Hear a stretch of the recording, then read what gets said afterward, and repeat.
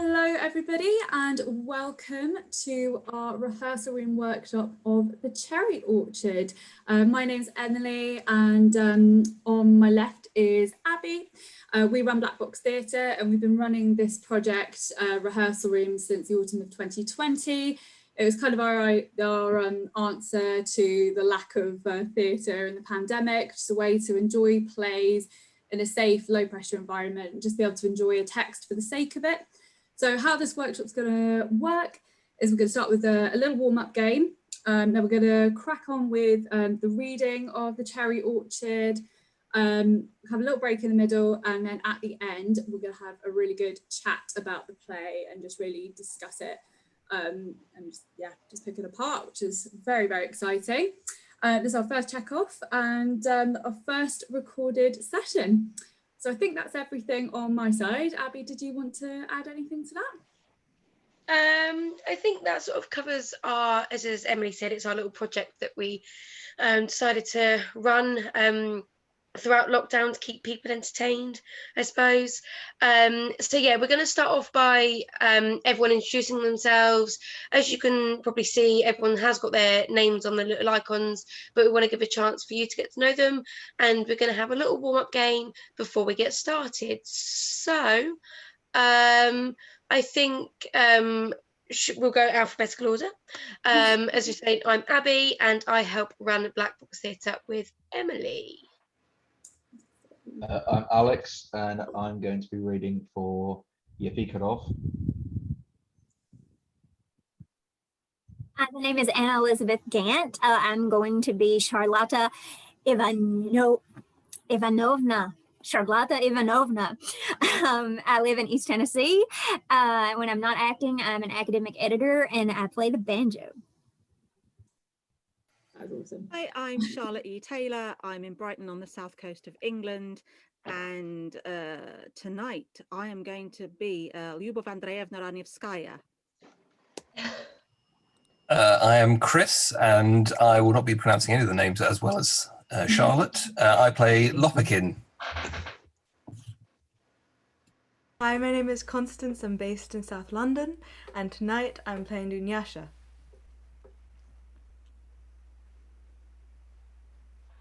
Is it me? Yes. There's so many of us. I'm sorry. Hi, I'm Edward Henriksen, and I'm playing Trovimov. And I'm not going to say the rest of the name as well to save myself embarrassment. Oh, it's me. Hi, I'm Emily. I also run Black Box Theatre with Abby, obviously, and I'll be kind of reading all the tiny little roles that didn't actually make it to the cast list, just to fill in the gaps. And again, I do apologise in advance for my terrible pronunciation. We'll do our best. It's me, isn't it? It is. Oh, blimey. Right. Hi, I'm Isaac. This is my first rehearsal room, as you know, you could probably tell, and I'll be playing Yasha. Hi, I am Jasmine James. This is also my first rehearsal room, and I'm playing Boris Borisovich Semyonov Pishin. Hi, my name is Rebecca, and I'm going to be reading Varya. Hi, I'm Scarlett. Sorry I'm late to the party, but I am going to be playing Anya. I'm Stephen, and I am based in Cambridge, and I'm going to be reading Fears. I'm Tim from Yorkshire. This is my first experience of this too, and I'm playing Gaev. Fantastic. Reading Gaev. Beautiful. Amazing. We're going to be getting started with our warm-up game, which is called One Green Frog. So if anybody is watching this who went to school with me, you will recognise this as a classic in our drama lessons. So Abby, would you mind just quickly explaining it just briefly? Because I feel like you're better at this than me. Yeah, so as Emily said, it's called One Green Frog. I will be stealing that from her for future teaching lessons, I suppose. So it's basically just a bit of a thinking game. As you noticed just now, we went in alphabetical order, and we're going to be doing that for this because it'll be easier just to keep the order. So it's quite repetitive.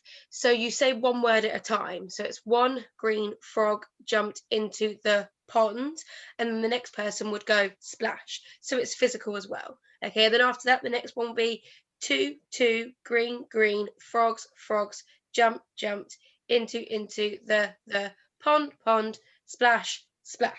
Okay, so don't forget the splash at the end. You know, if we go wrong, because there is a lot of us, and I don't think we've done it with this many people before, it will be quite interesting, that's for sure. If we go wrong, we'll just start again. But hopefully everyone's got the idea of how it works. But as I say, just say one word at a time. I think we know sort of the order alphabetically now, so just remember who went before you, who's going to go after you. So are we ready? No, but here we go. That's what we like. Okay. 1. Green. Frog. Jumped. Into. The. Pond. Splash. 2. Green. Green.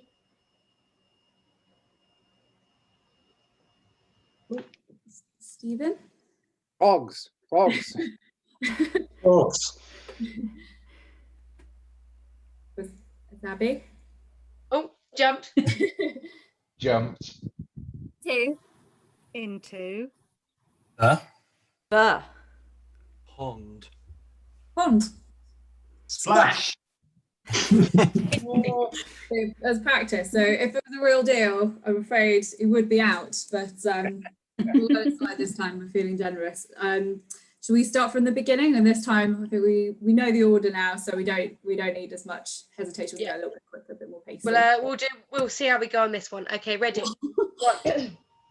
Green. Jumped. Into. The. Pond. Splash. 2. Green. Oh, we have to start from the beginning. Oh, it's stressful. The stakes are very high. Pressure. Right, okay. We can do this. 1. Green. Frog. Jumped. Into. The. Pond. Splash. 2. Green. Green. Frogs. Frogs. Jumped. Into. The. Pond. Splash. Splash. Mr. Pond. Oh! We'll get there. I'm going to make the same mistake twice. I'll never know. I think we said into 3 times. Yeah, I heard. Possibly. Oh, Yeah, Very I'm with Connie it's on that one. We're doing so well. Oh, it's all fun and japes, isn't it? Exactly. These I wonder poor frogs. We try All right. one more time, try and get to 3. And this will be Yeah. our final attempt. I mean, we can give it a go, Emily. Let's try and get to 3. Right. 1. Green. Frog. Jumped. Into. The. Pond. Splash. 2. Green. Green. Frogs. Frogs. Jumped. Into. Oh no, I think we've had a third into, unfortunately. Because I think maybe Did we cut out a little Did bit. we? The joys of virtual calls, yeah. We'll blame it on that. Yeah, we'll blame it on technology. But I think in spirit we got to 3. Yeah, let's go with that. Do it. Yeah. Of all the years I've been acting, that was the most stressful thing I've ever done. I'm glad that's how we started the workshop then. We just A good part to be. Okay. Right. I think we're all ready to get started with the play then, aren't we? Yeah, right, ready. Let's go. So cameras off stage. Here we go. Okay, well, everybody, and hope you enjoy the read through.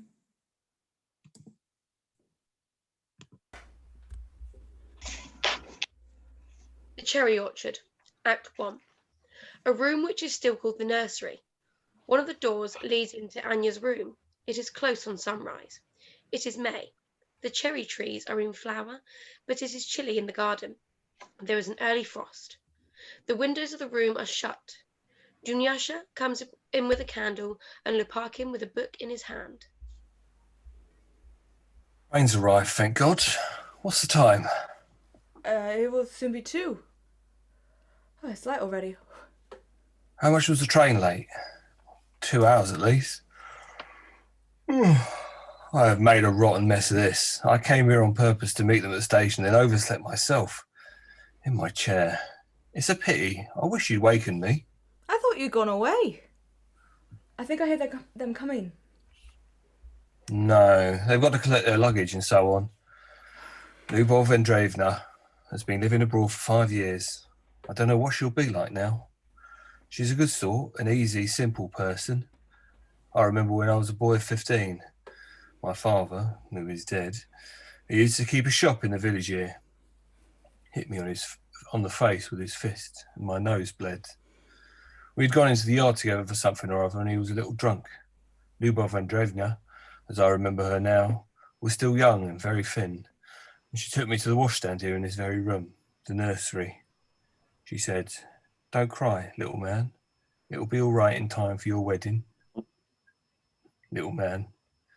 My father was a peasant, it's true, but here I am in white waistcoat and yellow shoes, a pearl out of an oyster. I'm rich now with lots of money, but just think about it and examine me, and you'll find I'm still a peasant down to the marrow in my bones. Here, I've been reading this book, but I understand nothing. I read and fell asleep. The dogs didn't sleep all night. They know that they're coming. What's up with you, Dunyasha? My hands are shaking. I shall faint. You're too sensitive, Dunyasha. You dress just like a lady and you do your hair like one too. You oughtn't. You should know your place. The gardener sent these. There's to go into the dining room. And you'll bring me some kvass. Very well. There's a frost this morning, 3 degrees, and the cherry trees are all in flower. I can't approve of our climate. Oh, I can't. Our climate is indisposed to favour us, even this once. And Ermolay Alexeyev, allow me to say to you, in addition, that I brought myself some boots 2 days ago, and I beg to assure you that they squeak in a perfectly unbearable manner. What shall I put on them? Go away, you bore me. Some misfortune happens to me every day. But I don't complain. I'm used to it, and I can smile. I shall go. There, you see, if I may use the word, what circumstances I am in, so to speak. It is even simply marvellous. I may confess to you, Ermolay Alexeyevich, that Epikhodov has proposed to me. Ah. I don't know what to do about it. He's a nice young man, but every now and again when he begins talking, you can't understand a word he's saying. I think I like him. He's madly in love with me. He's an unlucky man. Every day something happens. We tease him about it. They call him 2 and 20 troubles. There they come, I think. They're coming. What's the matter with me? I'm cold all over. There they are, right enough. Let's go and meet them. Will she know me? We haven't seen each other for 5 years. I shall faint in a minute. Oh, I'm fainting.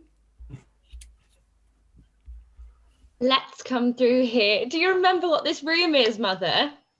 Oh, the nursery. Oh, how cold it is. My hands are quite numb. Your rooms, the white one and the violet one, just as they used to be, Mother. Oh, my dear nursery. Oh, you beautiful room. I used to sleep here when I was a baby. And here I am, like a little girl again. Oh, and Varia is just as she used to be, just like a nun. Oh, and I knew Dunyasha. The train was 2 hours late. There now. How's that for punctuality? Dog eats nuts too. Think of that now. We did have to wait for you. I didn't get any sleep for 4 nights on the journey. I'm awfully cold. Well, you weren't away during Lent when it was snowing and frosty, but now, darling, oh, we did have to wait for you, my joy and my pet. I must tell you at once, I can't wait a minute. Something else now? The clerk at Bekodov, he proposed to me after Easter. Always the same. Oh, I've lost all my hairpins. I don't know what to think about it. He loves me. He loves me so much. My room, my windows, as if I'd never gone away. I am at home. Tomorrow morning I'll get up and have a run in the garden. Oh, if I could only get to sleep. I didn't sleep the whole journey. I was so bothered. Peter Sergeyevich came 2 days ago. Peter? He sleeps in the bathhouse. He lives there. He said he's afraid he'd be in the way. Oh, I ought to wake him. But Barbara Mikulévna told me not to. Don't wake him, she said. Dunyasha, some coffee, quick. Mother wants some. This minute. Well, you've come, glory be to God, home again. Oh, my darling is back again. My pretty one is back again. I did have an awful time, I tell you. Oh, I can just imagine it. I went away in Holy Week. It was very cold then. Charlotta talked the whole way and would go on performing her tricks. Why did you tie Charlotta onto me? Well, you couldn't go alone, darling. At 17. We went to Paris. It's cold there and snowing. I talk French perfectly horribly. My mother lives on the 5th floor. I go to her and find her there with various French men, women, an old abbé with a book, and everything in tobacco smoke and with no comfort at all. I suddenly became very sorry for Mother. So sorry. I took her head in my arms and hugged her and wouldn't let her go. And then Mother started hugging me and crying. Oh, don't say any more. Don't say any more.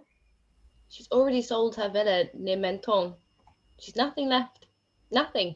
And I haven't a kopeck left either. We only just managed to get here. And Mother won't understand.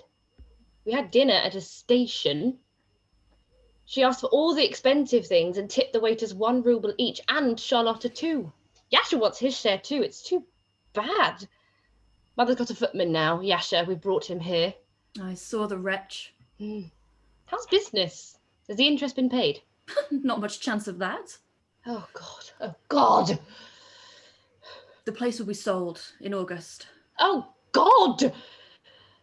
Moo! Oh, I'd like to... Sorry, has he proposed to you?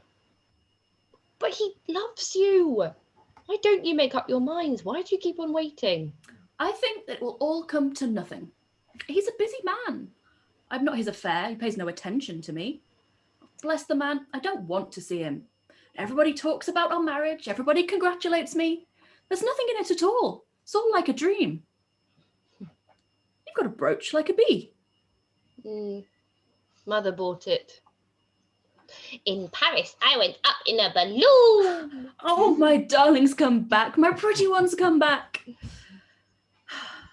I go about all day looking after the house, and I think all the time, oh, if only you could marry a rich man, then I'd be happy. Go away somewhere by myself, and to Kiev, to Moscow, so on, from one holy place to another. I'd tramp and tramp.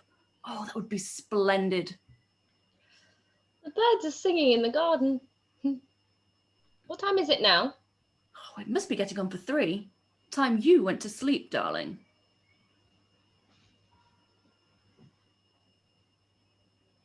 May I go this way? I hardly knew you, Yasha. You've changed abroad. And who are you? When you went away, I was only so high. I'm Dunyasha, the daughter of Theodore Kozyedov. You don't remember? Oh, you little cucumber. What's that? I've broken a saucer. It may bring luck. We must tell Mother that Peter's here. I told them not to wake him. Father died 6 years ago. And a month later, my brother Grisha was drowned in the river. Such a dear little boy of 7. Mother couldn't bear it. She went away without looking round. How I understand it, if only she knew. And Peter Trofimov was Grisha's tutor. He might tell her.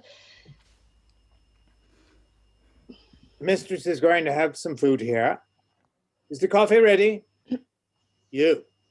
Where's the cream? Oh, dear me. Ah, you bungler. The master went to Paris once. In a carriage. What are you talking about, Fierce? I beg your pardon? The mistress is home again. I've lived to see her. Don't care if I die now. Let me remember now. The red into the corner, twice into the center. Right into the pocket. Once upon a time, you and I used both to sleep in this room. And now I'm 51. It does seem strange. Yes, time does go. Who does? I said that time does go. It smells of patchouli here. I'm going to bed. Good night, Mother. Hey, little one. Mwah. Glad to be home. I can't get over it. Good night, Uncle. God be with you. How you do resemble your mother. You were just like her at your age. Lisa? She's awfully tired. A very long journey. Well, sirs, it's getting on for 3. Quite time you went. You're just the same as ever, Varya. I'll have some coffee now, then we'll all go. Oh, thank you, dear. I'm used to coffee. I drink it day and night. Oh, thank you, dear old man. I'll go and see if they've brought in all the luggage. Is it really I who'm sitting here? I want to jump about and wave my arms. Oh! I suppose I'm dreaming. God knows I love my own country. I love it deeply. I couldn't look out of the railway carriage. I cried so much. Still, I must have my coffee. Thank you, Fierce. Thank you, dear old man. I'm so glad you're still with us. A day before yesterday. He doesn't hear well. I've got to go off to Kharkov by the 5 o'clock train. I'm awfully sorry. I should like to have a look at you, to gossip a little. You're as fine looking as ever.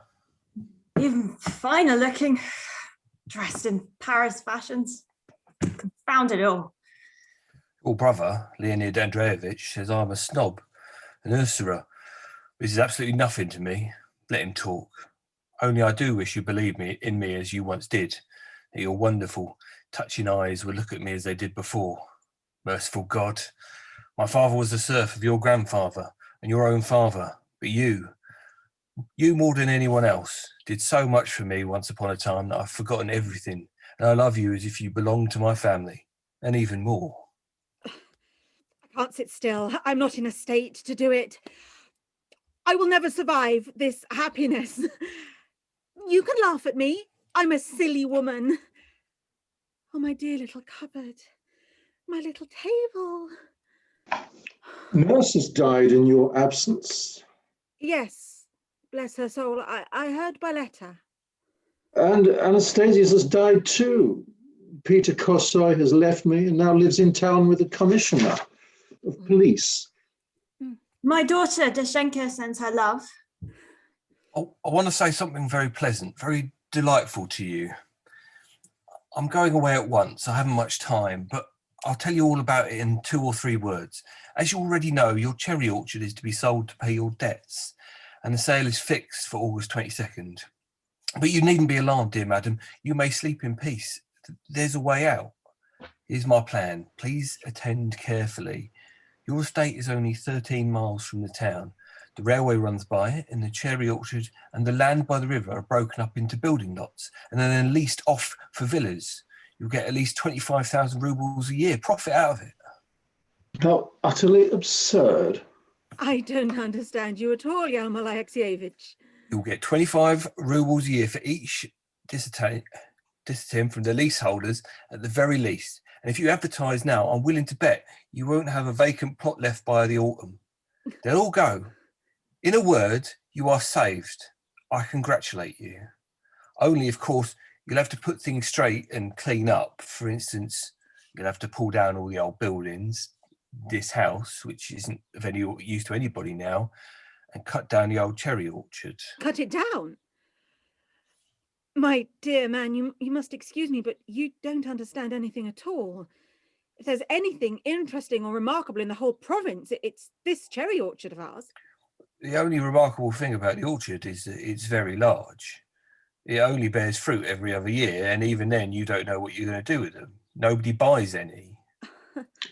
The orchard is mentioned in the encyclopedic dictionary. If we can't think of anything, you don't make up our minds to anything, then on August 22nd, both the cherry orchard and the whole estate will be up for auction.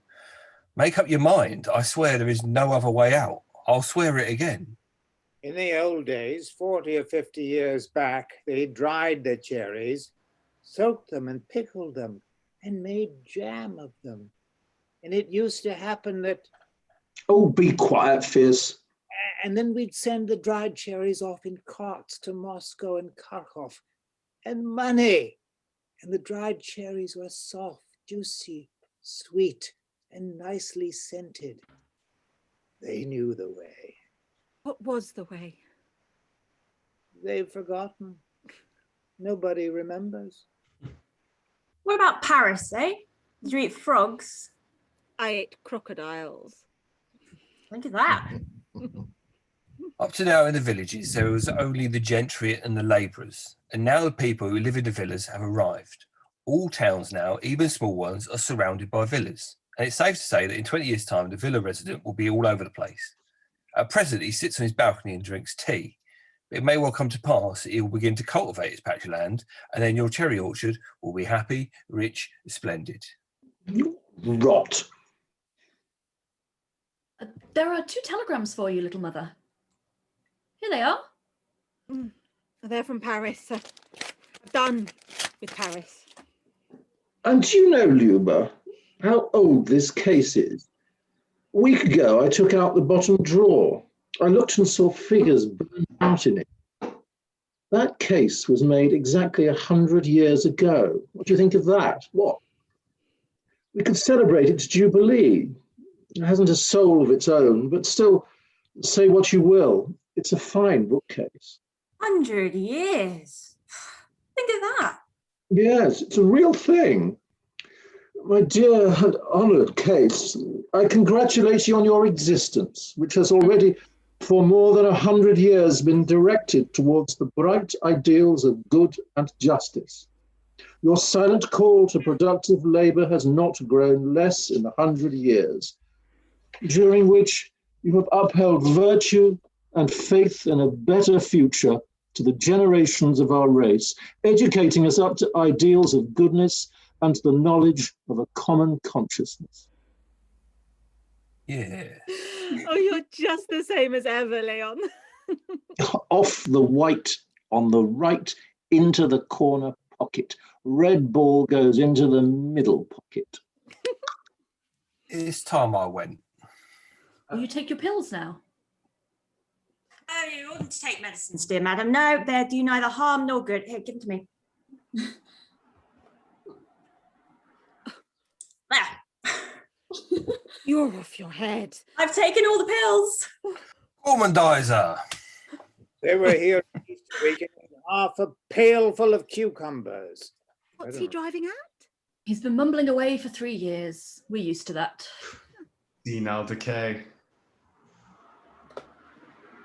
Excuse me, Charlotte Ivanova. I haven't said how do you do to you yet.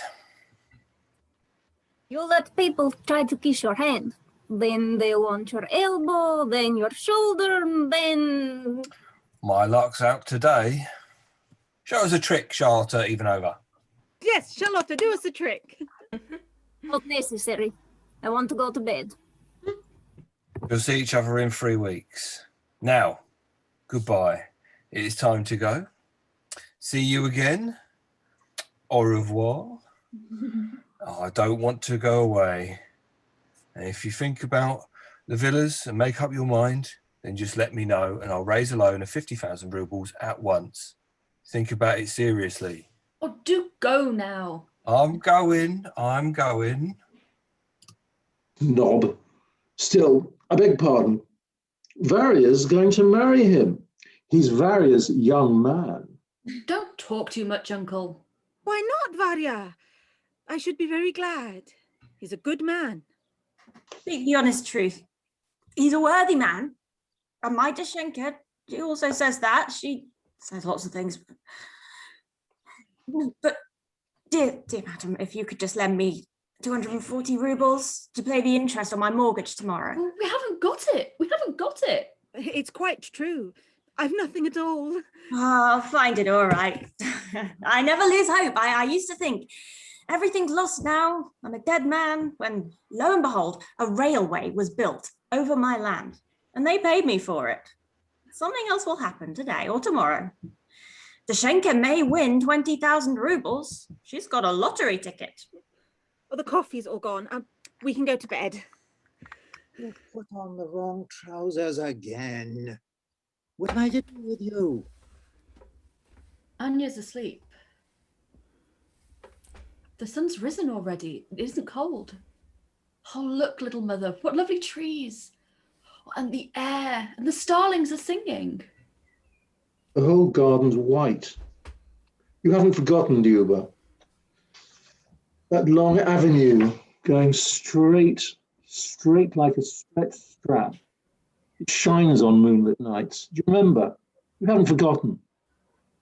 Oh, my childhood. Days of my innocence. In this nursery, I used to sleep. I used to look out from here into the orchard. Happiness used to wake with me every morning, and then it was just as it is now. Nothing has changed. It's all white. Oh, my orchard. After the dark autumns and the cold winters, you're young again, full of happiness. The angels of heaven haven't left you. If only I could take my heavy burden off my breast and my shoulders, if I could forget my past. Yes. And they'll sell this orchard to pay off debts. How strange it seems. Look, there's my dead mother going in the orchard, dressed in white. That's she. Where? God bless you, little mother. There's nobody there. I thought I saw somebody on the right at the turning by the summer house. A white little tree, bent down, looking just like a woman. Oh, what a marvellous garden. White masses of flowers, the blue sky. Lubov Andreevna, I only want to show myself and I'll go away. I was told to wait till the morning, but I didn't have the patience. It's Peter Trofimov. Peter Trofimov, once the tutor of your Grisha. Have I changed so much? That's enough. Luba. Oh, I told you, Peter, to wait till tomorrow. My Grisha. My boy. Grisha, my son. Oh, what's we to do, little mother? It's the will of God. It's all right. It's all right. My boy's dead. He was drowned. Why? Why, my friend? Anya's asleep in there. I'm speaking so loudly. I'm making such a noise. Well, Peter, What's made you look so bad? Why have you grown so old? In the train, an old woman called me a decayed gentleman. You were quite a boy then. A nice little student. And now your hair is not at all thick. And you wear spectacles. Are you really still a student? I suppose I shall always be a student. Well, let's go to bed. And you've grown older, Leonid. Yes, I forgot to go to bed. Oh, gout. I'll stay the night here. If only Lyubov Andreevna, my dear, you could get me 240 rubles tomorrow morning. Still the same story. 240 rubles to pay the interest on the mortgage. I haven't any money, dear man. I'll give it back. It's a small sum. Oh, well then, Leonid will give it to you. Let him have it, Leonid. By all means, hold out your hand. Why not? He wants it. He'll give it back. My sister hasn't lost the habit of throwing money about. Stand off, do. You smell of poultry. You are just the same as ever, Leonid Andreevich. Really? What's he saying? Your mother's come from the village. She's been sitting in the servants' room since yesterday and wants to see you. Bless the woman. Shameless man. A lot of use there is in her coming. She might have come tomorrow just as well. Mother hasn't altered a scrap. She's just as she always was. She'd give away everything if only the idea entered her head. Yes. If there's any illness for which people offer remedies, you may be sure that particular illness is incurable. I think I work my brains to their hardest. I've several remedies, very many, and really means I've none at all. It'd be nice to inherit a fortune from somebody. It'd be nice to marry our Anya to a rich man. It'd be nice to go to Yaroslavl and try my luck with the aunt of the Countess. My aunt is very, very rich. Oh, if only God helped us. Oh, don't cry. My aunt's very rich, but she doesn't like us. My sister, in the first place, married an advocate, not a noble.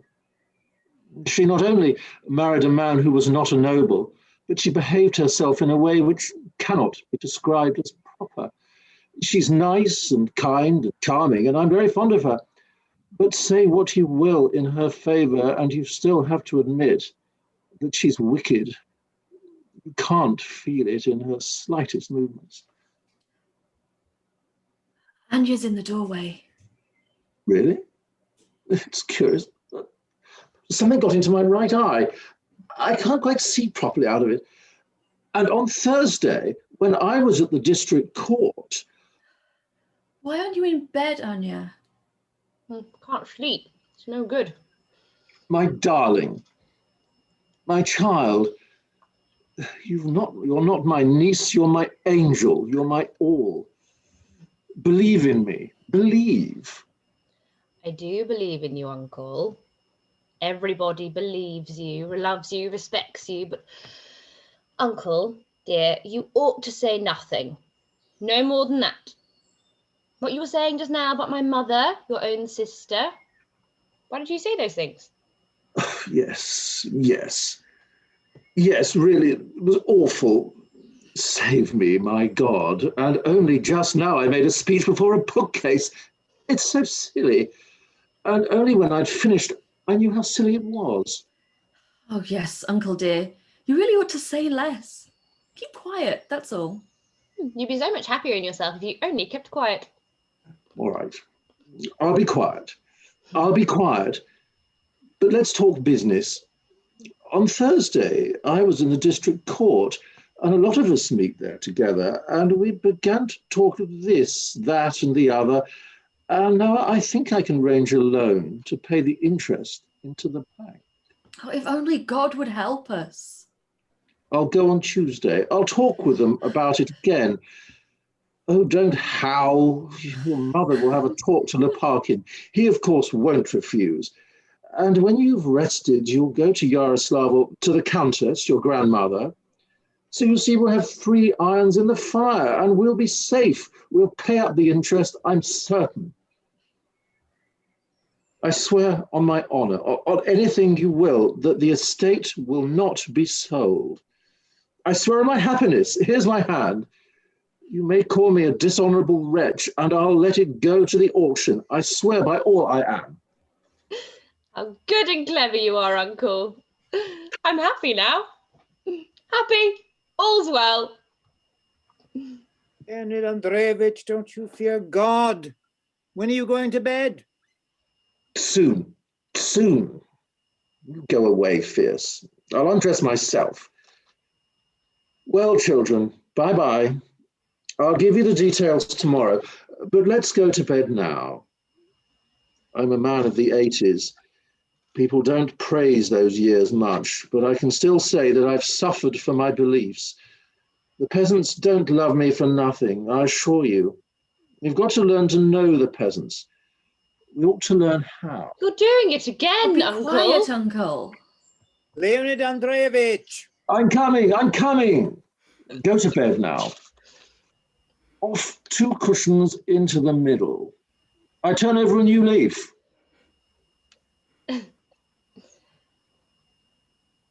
I'm quieter now. I don't want to go to Yaroslav. I don't like grandmother. But I'm calm now, thanks to Uncle. It's time to go to sleep. I'll go. There's been an unpleasantness here while you were away. In the old servants' part of the house, as you know, only the old people live. Little old Efim and Polya and Evstigny and Karp as well. They started letting some tramps or other spend the night there. I said nothing. Then I heard that they were staying, that I had ordered them to be fed on peas and nothing else from meanness. You see, it was all Evstigny's doing. Very well. I thought, if that's what the matter is, just you wait. So I call Evstigny. He comes. What's this, I say? Evstigny, you old fool. Anya, dear? She's dropped off. Let's go to bye-bye. Come along. Oh, my darling's gone to sleep. Come on. Shh, she's asleep. Asleep. Come on, dear.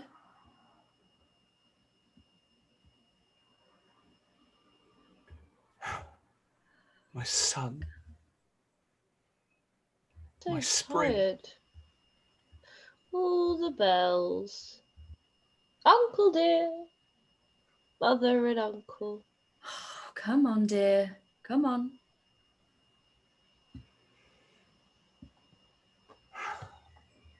The cherry. My son. My spring.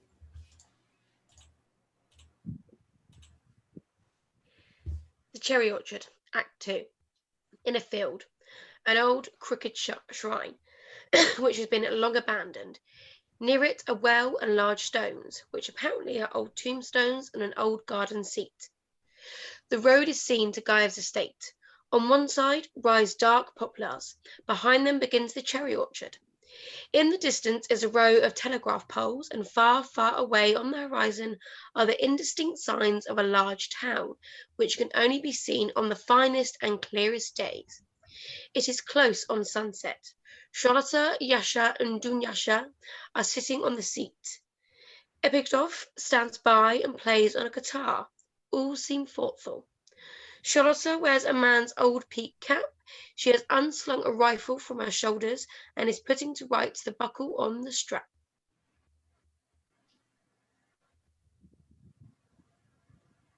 It's a real passport. I don't know how old I am, and I think I'm young.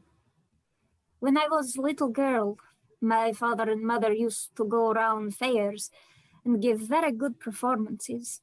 And I used to do the salto mortale and various little things.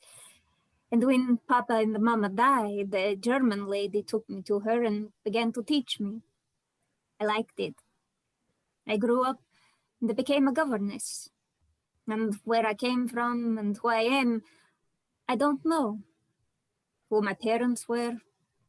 Perhaps they weren't married. I don't know. I don't know anything. I do want to talk, but I haven't anybody to talk to. I haven't anybody at all. What is this noisy earth to me? What matter friends and foes? Oh, I do like playing on the mandolin.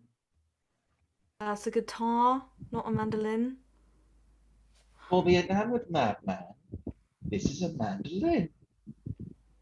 Oh, that the heart was warmed by all the flames of love return. These people sing terribly. Ooh, like jackals. Still, it must be nice to live abroad. Yes, certainly. I cannot differ from you there. That is perfectly natural. Abroad, everything is in full complexity. That goes without saying. I'm an educated man. I read various remarkable books, but I cannot understand the direction I myself want to go, whether to live or to shoot myself, as it were. So in case, I always carry a revolver about with me. Here it is. I've done. Now I'll go. You take it off, are a very clever man and very terrible. Women must be madly in love with you. Brr. These wise ones, they're all so stupid. I've nobody to talk to. I'm always alone. I've nobody at all. And I don't know who I am or why I live. As a matter of fact, independently of everything else, I must express my feeling, among other things, that fate has been as pitiless in her dealings with me as a storm is to a small ship. Suppose, let us grant, I am wrong. Then why did I wake up this morning, to give an example, and behold an enormous spider on my chest, like that? And if I do drink some kvass, why is it that there is bound to be something of the most indelicate nature in it, such as a beetle? Have you a buckle? I should like to trouble you, Avdotya Fedorovna, for 2 words. Say on. I should prefer to be alone with you. Very, very well. Only first, bring me my little cloak. It's by the cupboard. It's a little damp here. Very well, I'll bring it. Now I know what to do with my revolver. 22 troubles. A silly man between you and me and the gatepost. Woo. Well, I hope to goodness he won't shoot himself. I'm so nervous. I'm worried. I went into service when I was quite a little girl, and now I'm not used to common life. And my hands are white as a lady's. I'm so tender and so delicate now, respectable and afraid of everything. I'm so frightened. And I don't know what will happen to my nerves if you deceive me, Asha. Little cucumber.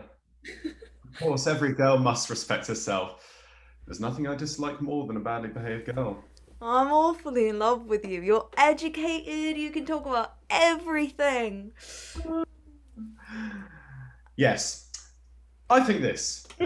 If a girl loves anybody, then that means she's immoral. It's nice to smoke a cigar out in the open air. Somebody's coming. It's the mistress, and the people with her. Go to the house as if you've been bathing in the river. Go by this path, or they'll meet you and will think I've been meeting with you. I can't stand that sort of thing. My head's aching because of your cigar. You must make up your mind definitely. There is no time to waste. The question is perfectly plain. Are you willing to let the land for villas or no? Just one word, yes or no. Just one word. Who is smoking horrible cigars here? They built that railway that's made this place very handy. Went to town and had lunch, and in the middle, I'd like to go in now and have just one game. You'll have time. Just one word. Give me an answer. Really?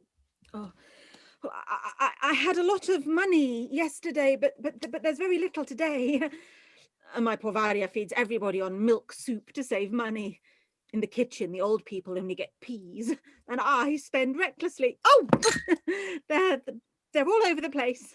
Permit me to pick them up. Oh, please do, Yasha. And why did I go and have lunch there? A horrid restaurant with a band and tablecloths smelling of soap. Why do you drink so much, Leon? Why do you eat so much? Why do you talk so much? You talked again too much today in the restaurant, and it wasn't at all to the point. About the 70s and about decadence. And to whom? Talking to the waiters about decadence. Yeah. I can't be cured, that's obvious. What's the matter? Why do you keep twisting about in front of me? I can't listen to your voice without laughing. Either he or I. Go away, Usher. Get out of this. Ooh, I'll go at once. This minute. That rich man, Durignov, is preparing to buy your estate. They say he'll come to the sale himself. Where did you hear that? They say so in town. Yaroslavl aunt has promised to send something, but I don't know when or how much. Well, how much will she send? 100,000 rubles? Or 2, perhaps? I'd be glad of 10 or 15,000. You must excuse me for saying so, but I've never met such frivolous people as you before, or anyone so unbusinesslike and peculiar. I'm here telling you in plain language your estate will be sold, and you don't seem to understand. What are we to do? Tell us. What? I tell you every day, the same thing every day. Both the cherry orchard and the land must be leased off for villas at once, immediately. The auction is staring you in the face. Understand. Once you do definitely make up your minds on the villas, then you'll have as much money as you want and you'll be saved. Villas. And villa residents. So vulgar, excuse me. I entirely agree with you. I must cry or yell or faint. I can't stand it. You are too much for me. You old woman. Really? Old woman! No. Don't go away. Do stop. Be a dear. Please. Perhaps we'll find some way out. What's the good of trying to think? Please don't go away. It's nicer when you're here. I keep on waiting for something to happen, as if the house is going to collapse over our heads. Double on the corner, across the middle. We have been too sinful. What sins have you committed? They say that I've eaten all my substance in sugar candies. My sins. I've always scattered money about without holding myself in, like a mad woman. And I married a man who made nothing but debts. My husband died of champagne. He drank terribly. And to my misfortune, I fell in love with another man and went off with him. And just at that, it was my first punishment. A blow that hit me right on the head, here, in the river. My boy was drowned.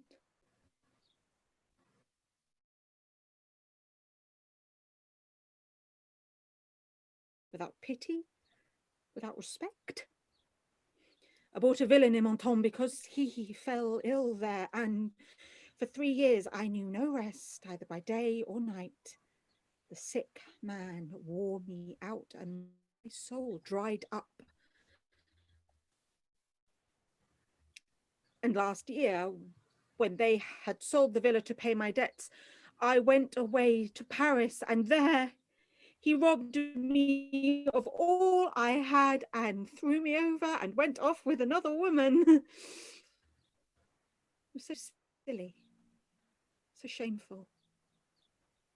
And suddenly I longed to be back in Russia, my own land, with my little girl.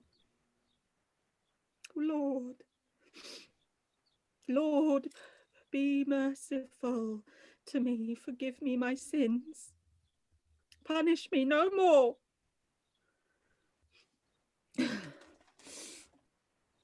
I had this today from Paris. He begs my forgiveness. He implores me to return. Oh. Don't I hear music? That's our celebrated Jewish band.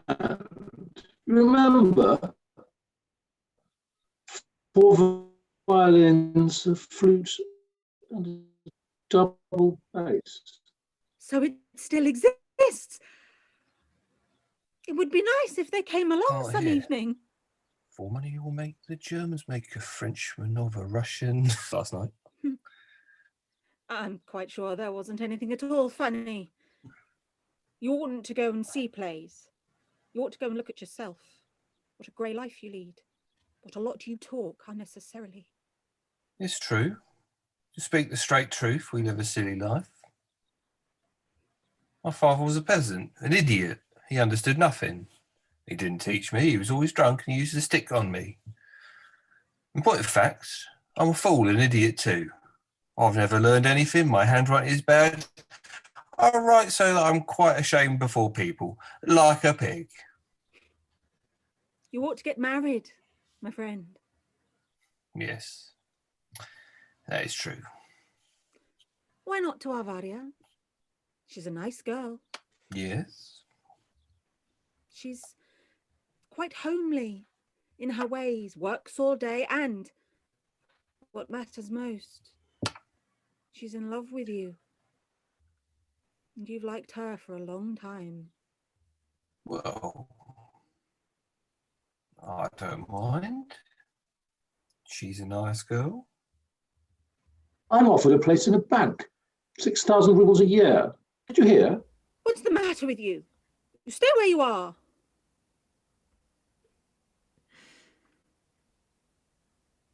Lisa, put this on. It's damp. Oh, you're a nuisance, old man. It's all very well. You went away this morning without telling me. How old you've grown, Fierce. I beg your pardon? He says you've grown very old. Long time. They were already getting ready to marry me before your father was born. And when the emancipation came, I was already first valet. Only I didn't agree with the emancipation and remained with my people. I remember everybody was happy, but they didn't know why.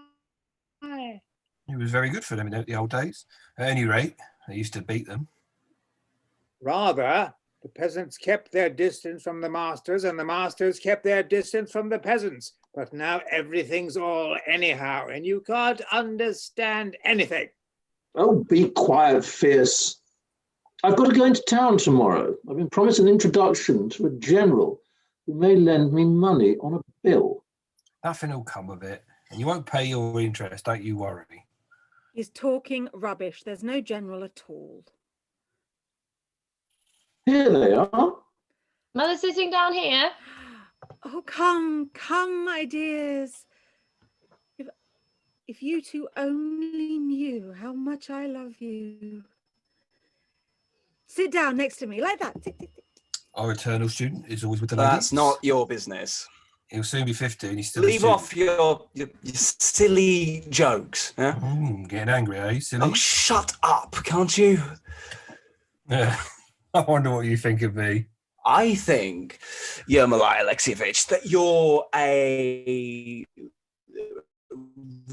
rich man and you'll soon be a millionaire, just as the wild beast which eats everything it finds is needed for changes to take place in matter, so you are needed too. Better tell us something about the planets, Peter.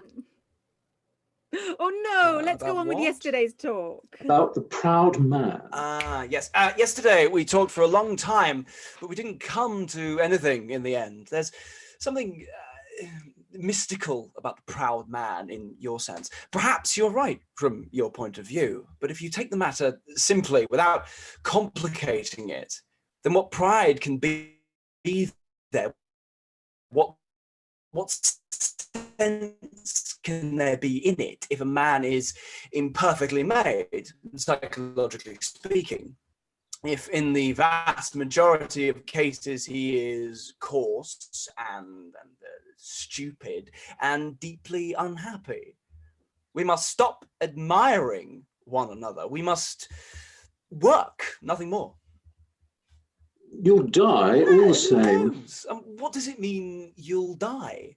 Perhaps a man has 100 and the remaining 95 are left alive. How clever of you. Oh, awfully. The human race progresses, perfecting its powers. Everything that is unattainable now will someday be near at hand and comprehensible, but we must work. We must help with all our strength those who seek to know what fate will bring. Meanwhile, in Russia, only a very few of us work. The vast majority of those intellectuals whom I know seek for nothing, do nothing, and are at present incapable of hard work. They call themselves intellectuals because they use thou and thee to their servants. They treat badly. They read nothing seriously. They do absolutely nothing about science. They only talk about art. They understand little. They're all serious. They all have severe faces. They all talk about important things. They philosophize, and at the same time, the vast majority of us, 99 out of 100, live like savages, fighting and cursing at the slightest opportunity, eating filthily, sleeping in the dirt, in stuffiness with flies, stinks, smells, moral filth, and so on. And it's obvious that all our nice talk is only carried on to distract ourselves and others. Tell me, where are those creches we hear so much of? And where are those reading rooms? People only write novels about them. They don't really exist. Only dirt, vulgarity, and Asiatic plagues really exist. I'm afraid I don't at all like serious faces. I don't like serious conversations. Let's be quiet sooner. You know, I get up at 5 every morning. I work from morning till evening. I'm always dealing with money, my own and other people's. And I see what people are like. You've only got to begin to do anything to find out how few honest, honourable people there are. Sometimes when I can't sleep, I think, oh Lord, you've given us huge forests, infinite fields and endless horizons. And we, living here, ought really to be giants. You want giants, do you?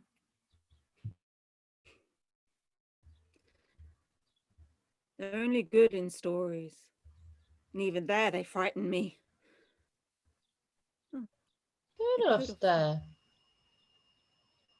Sunset, ladies and gentlemen. Yes. Nature. Thou art wonderful, thou shinest with eternal radiance. O beautiful and indifferent one, thou whom we call Mother, thou containest in thyself existence and death. Thou livest and destroyest. Uncle, dear. Uncle, you're doing it again. You'd better double the red into the middle. I'll be quiet, I'll be quiet. What's that? I don't know. May have been a bucket falling down a well somewhere. It's some way off. Perhaps it's some bird. Like a heron. Or an owl.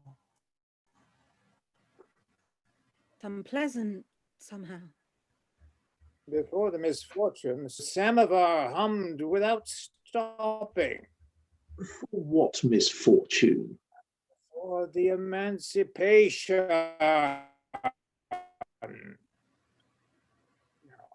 You know, my friends, let's go in. It's evening now. You've tears in your eyes. What is it, little girl?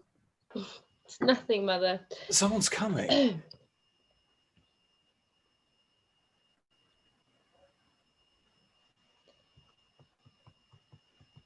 Excuse me, may I go the way straight through to the station? You may go along this path. I thank you from the bottom of my heart. Lovely weather. My brother, my suffering brother. Come out of the Volga, you whose groans. Mademoiselle, please give me an imagery. Russian, 30 kopecks. Hungry Richard, 30 kopecks. As mad as everybody's got to keep. Take this. Here you are. There's no silver. It doesn't matter. Here's gold. I'm deeply grateful to you. I'm going. Oh, little mother, at home there's nothing for the servants to eat and you gave him gold. What is to be done with such a fool as I am? At home, I'll give you everything I've got. Ermolai Alexeyevich, lend me some more. Very well. Let's go. It's time. And Varya, we've settled your affair. I congratulate you. Oh, you shouldn't joke about this, Mother. Oh, feel me, get thee to a nunnery. Hands are all trembling. I haven't played billiards for a long time. Oh, feel me, nymph, remember in thine orisons. Come along. It'll soon be supper time. Oh, it did frighten me. My heart's beating hard. Let me remind you, ladies and gentlemen, on August 22nd, the cherry orchard will be sold. Think of that. Think of that.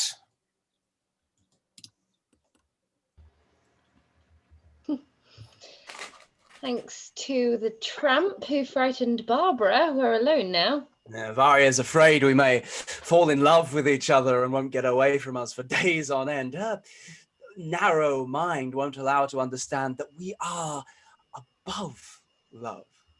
To escape all the petty and deceptive things which prevent our being happy and free, that is the aim and meaning of our lives. Forward! We go irresistibly onto that bright star which burns there in the distance. Don't lag behind, friends. How beautifully you talk. Oh, it is glorious here today. Yes, the weather is wonderful. What have you done to me, Peter? I don't love the cherry orchard as I used to. I loved it so tenderly. I thought there was no better place in the world than our orchard. All Russia is our orchard. The land is great and beautiful. There are many marvelous places in it. I think, Anya, your grandfather, your great-grandfather and all your ancestors were serf owners. They owned living souls. And now, doesn't something human look at you from every cherry in the orchard, every leaf and every stalk? Don't you hear voices? It's awful. Your orchard is terrible.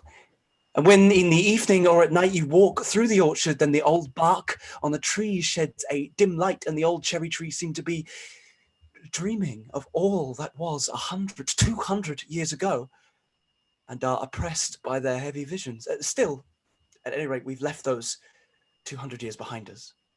So far, we've gained nothing at all. We don't yet know what the past is to be to us. We only philosophize. We complain that we are dull or we drink vodka. For it's so clear that in order to begin to live in the present, we must first redeem the past. And that can only be done by suffering, by strenuous, uninterrupted labor.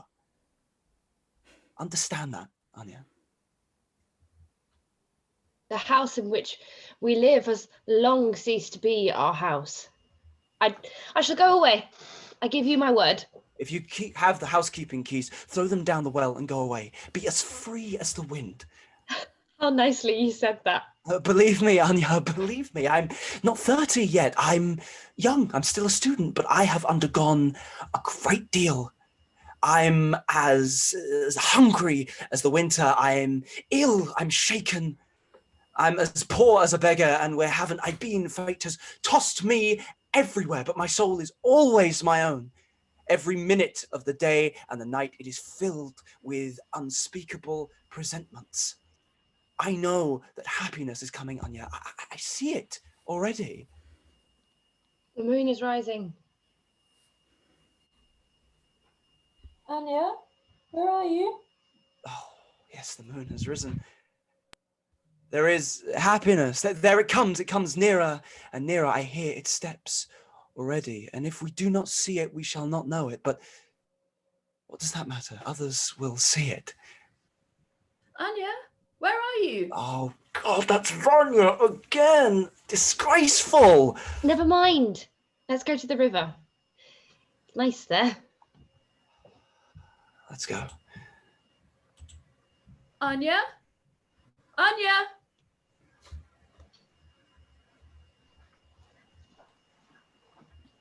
Okay, and that is the end of Act 2. Going really, really well. Loving the timing as well. Good pace. I think it's such a good cast. I just want to say that. And I think Emily's the same. We were, talking throughout it as well.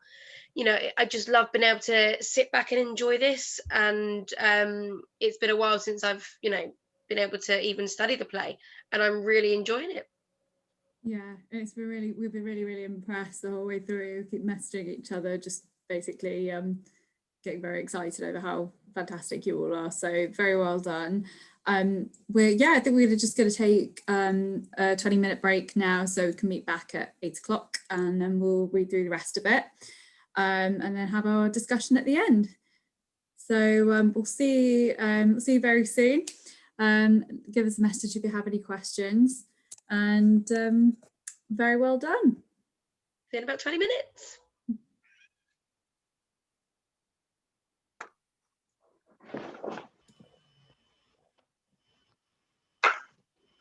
Welcome back, everyone, for part 2. So we're going to start at the top of Act 3 and carry on to the end and do our discussion then. So once again, break a leg, everyone, and we'll switch our cameras off. Enjoy. The Cherry Orchard, Act 3. A reception room cut off from a drawing room by an arch, chandelier lighted. A Jewish band, the one mentioned in Act 2, is heard playing in another room. Evening. In the drawing room, the grand rond is being danced. Voice of Simonov Pishin, promenade pair. Dancers come into the reception room. The first pair are Pishin and Charlotte Ivanova. The second, Trofimov and Lubov and Dravina. The third, Anya and the post office clerk. The fourth, Varya and the station master, and so on. Varya is crying gently and wipes away her tears as she dances. Dunyasha is in the last pair. They go off into the drawing room. Pishin shouting, Comment balancer. And Le cavalier au genou volontiers vodam. Firs, in a dress coat, carries a tray with a seltzer water across. Enter Pishin and Trofimov from the drawing room. I'm full-blooded and I've already had 2 strokes. It's hard for me to dance, but as they say, if you're in Rome, you must do as Rome does. I've got the strength of a horse. My dead father, who liked to joke, peace to his bones, he used to say, talking of our ancestors, that the ancient stock of the Simeonov Pishins was descended from that identical horse that Caligula made a senator.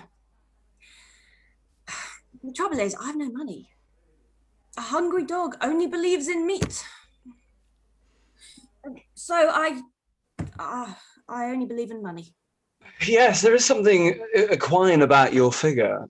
Well, horse is a fine animal. You can sell a horse. Madame Loberkin! Madame Loberkin! Decayed gentleman.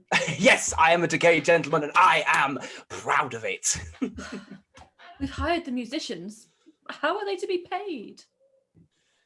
You know, if the energy which you, in the course of your life, have spent in looking for money to pay interest had been used for something else, then I believe, after all, you'd be able to turn everything upside down. Nietzsche, philosopher, very great, most celebrated man, a man of enormous brain. It says in his books that you can forge banknotes. Sorry, you've read Nietzsche? Well, Dashenka told me. But now, I'm in such a position, I wouldn't mind forging them. I've got to pay 310 rubles the day after tomorrow. I've got 130 already. I've lost the money. The money's gone. Where's the money? Oh, here it is. It's behind the lining. I even began to perspire. Oh, why is Leonid away so long? What's he doing in town? Dunyasha, give the musicians some tea. Business is off, I suppose. And the musicians needn't have come, and we needn't have got up this ball. Oh, well, never mind. There's a pack of cards. Think of any cards you like. Thought of one. Now shuffle, shuffle. All right, now, give them here. Give them here, oh my dear Mr. Peaskin. Now, ein, zwei, drei. Look, and you will find it in your coat pocket. Eight of spades. Quite right. Think of that. Now, tell me, what is top card? Well, the Queen of Spades. Right. Now, you tell me, what is top card? The Ace of Hearts. Right. Ah, how lovely the weather is today. Oh, yes, Nathan, it is lovely weather. Oh, you are so beautiful. You are my ideal. You please me very much too, Nathan. Oh, Madam Ventriloquist, bravo. Think of that now. Delightful, Charlotta Ivanovna. I'm simply in love. Love? Can you love? Gunther Mensch aber schlechter Musikant. You horse. Attention, please. Another trick. Here is a very nice shawl. I'm going to sell it. Won't anybody buy it? Think of that now. Ein, zwei, drei. Oh, bravo, bravo. Again, ein, zwei, drei.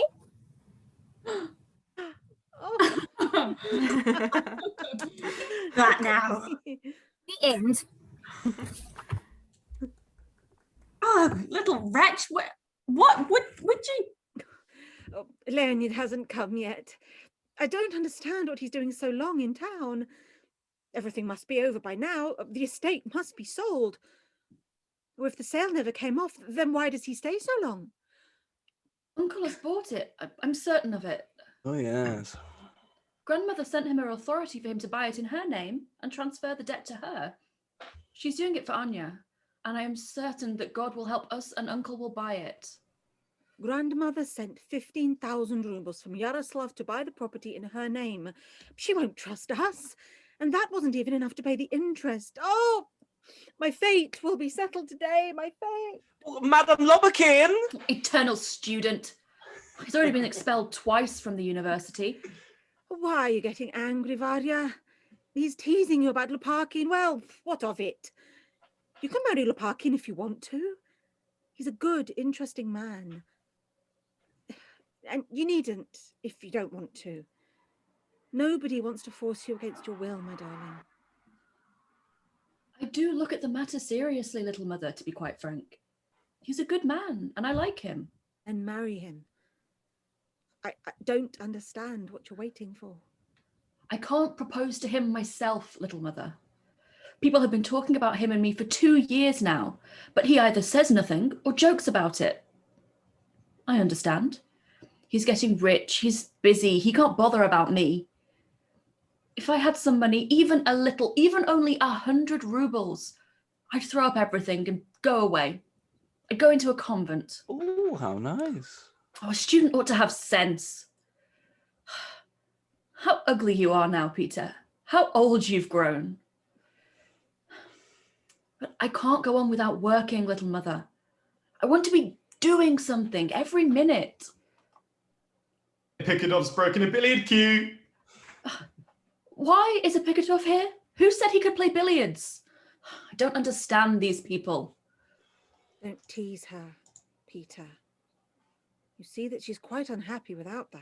She takes too much on herself. She keeps on interfering in other people's business. The whole summer, she's given no peace to me or to Anya. She's, I don't know, afraid we'll have a romance all to ourselves. What has it to do with her? As if I'd ever given her grounds to believe I'd stoop to such vulgarity. We are above love. Then I suppose I must be beneath love. Oh, why isn't Leonard here? If only I knew whether the estate is sold or not. The disaster seems to me so improbable that I don't know what to think. I'm all at sea. I may scream or do something silly. Save me, Peter. Say something. Say something. Isn't it all the same whether the estate is sold today or isn't it? It's been all up with it for a long time. There's no turning back. The path's grown over. Be calm, dear. You shouldn't deceive yourself. For once in your life, at any rate, you must look the truth straight in the face. What truth? You see where truth is and where untruth is, but I seem to have lost my sight and see nothing. You boldly settle all important questions, but tell me, dear, isn't it because you're young? Because you haven't had time to suffer till you settled a single one of your questions? You boldly look forward. Isn't it because you cannot foresee or expect anything terrible? Because so far, life has been hidden from your young eyes? You're bolder, more honest, deeper than we are, but think only. Be just a little magnanimous and have mercy on me. I was born here. My father and mother lived here. My grandfather too. I love this house. I couldn't understand my life without that cherry orchard. And if it really must be sold, sell me with it. My son was drowned here. Have pity on me, good, kind man. You know I sympathize with all my soul. Yes, but it ought to be said differently. Oh, I'm so sick at heart today. You can't imagine. Here it's so noisy. My soul shakes at every sound. I shake all over, and I can't go away by myself. I'm afraid of the silence. Don't judge me harshly, Peter. I loved you, as if you belonged to my family. I'd gladly let Anya marry you. I swear it. Only, dear, you ought to work. Finish your studies. You don't do anything. Only fate throws you about from place to place. It's so odd. Isn't it true? Yes? And you ought to do something to your beard to make it grow better. Oh, you are funny. I don't want to be a Beau Brummel. Oh, this telegram's from Paris. I get one every day. Yesterday and today. That wild man is ill again. He's bad again. He begs for forgiveness. He implores me to come. And I really ought to go to Paris to be near him. You look severe, Peter. But what can I do, my dear? What can I do? He's ill, he's alone, unhappy, and who is to look after him? Who's to keep him away from his errors, to give him his medicine punctually? And why should I conceal it and say nothing about it? I love him. That's plain. I love him. I love him. That love is a stone around my neck. I'm going with it to the bottom. But I love that stone. And I can't live without it. Don't think badly of me, Peter. Don't say anything to me. Don't say... For God's sake, forgive my speaking candidly, but that man has robbed you. No, you want to say that, no. But he's a wretch. You alone don't know it. He's a petty thief, a nobody. What, you're 26 or 27? And still a schoolboy of the second class. Why not? You ought to be a man. At your age, you ought to be able to understand those who love. And you ought to be in love yourself. You must fall in love. Yes, you aren't pure. You're just a freak, a queer fellow, a funny growth. What is she saying? I'm above love. You're not above love. You're just what our fierce calls a bungler. Not to have a mistress at your age. This is awful. What is she saying? It's awful. I can't stand it. I'll go away. No, all this is over between us. No, Peter, wait. Peter, oh, silly man, I was joking. Peter! What's that? Peter's fallen downstairs. Oh, this Peter's a marvel.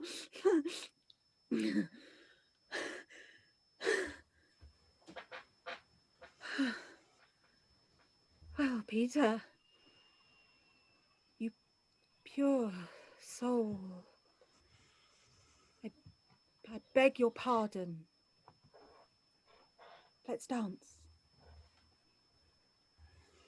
Well, grandfather? I'm not well.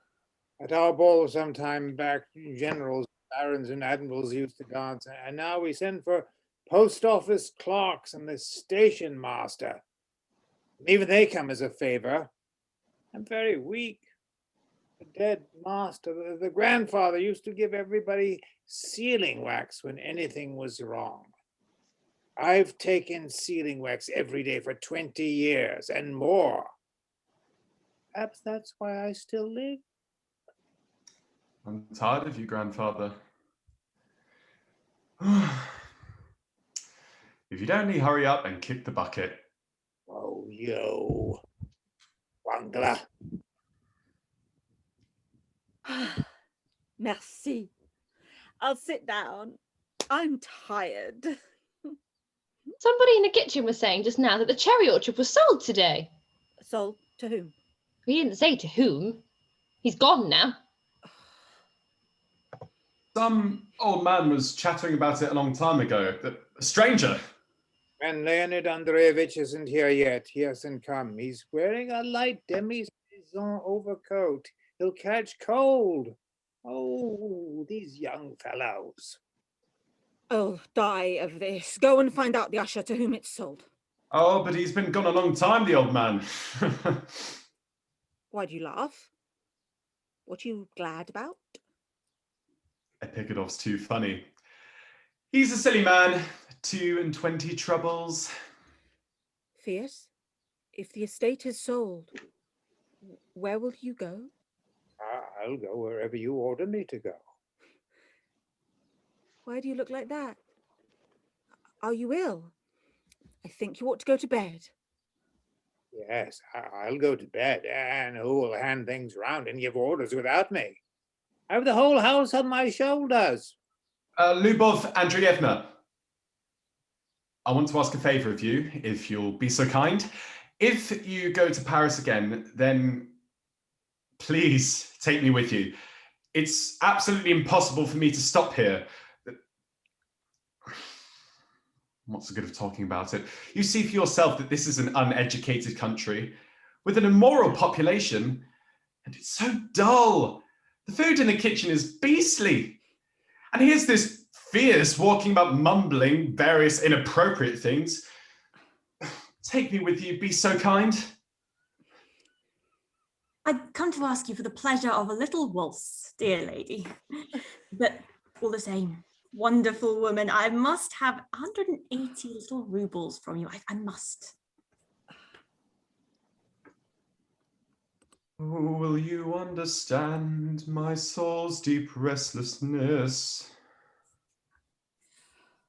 Bravo, Charlotte! Bravo, Charlotte Ivanovna! Bravo, bravo! The young mistress tells me to dance. There are a lot of gentlemen, but few ladies, and my head goes round when I dance, and my heart beats fierce, Nikolaevich. The post office clerk told me something just now which made me catch my breath. Did he say to you? He says, "You're like a little flower." Impolite. Like a little flower. I'm such a delicate girl. I simply love words of tenderness. Lose your head. You, Avdotya Fedorovna, want to see me no more than if I was some insect. Oh, life. What do you want? Undoubtedly, perhaps, you may be right. But certainly, if you regard the matter from the aspect, then you, if I may say so, and you must excuse my candidness, have absolutely reduced me to a state of mind. I know my fate every day. Something unfortunate happens to me, and I've grown used to it a long time ago. I even look at my fate with a smile. You gave me your word, and though I... Please, we'll talk later on, but leave me alone now. I'm meditating now. Every day, something unfortunate happens to me. And I, if I may so express myself, only smile and even laugh.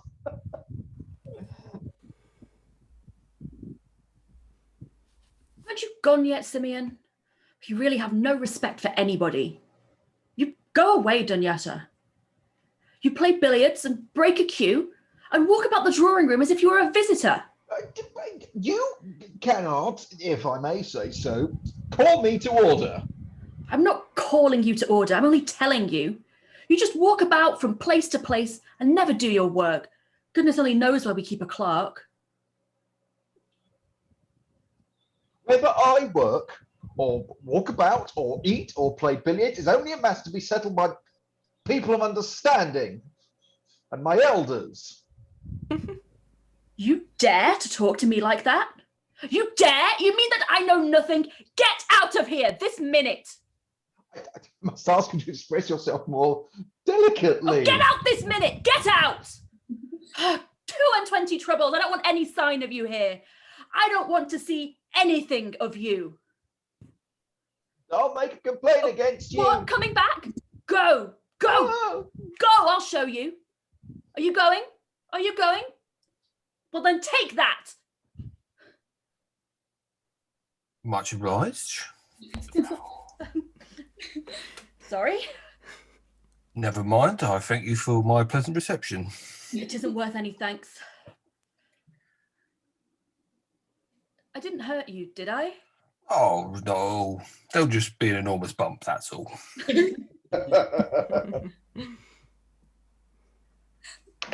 Lopakhin's returned. Amalai Alexeyevich. Oh, now we'll see what there is to see and hear what there is to hear. You smell of cognac, my dear soul. And we're all having a good time. Is that you, Yermolai Alexeyevich? Why were you so long? Where's Leonid? Leonid Andreevich came back with me. He is coming. Well, what? Is it sold? Tell me! The sale ended up at 4 o'clock. We missed the train and had to wait till 9:30. My head is going around a little bit. Leon, what's happened? Leon, well? Oh, quick, for the love of God!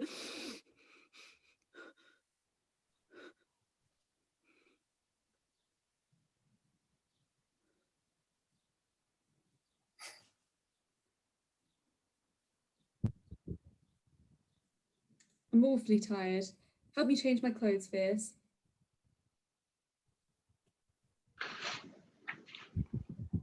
Come on, tell us. Is the cherry orchard sold? It is sold. Who bought it? I bought it.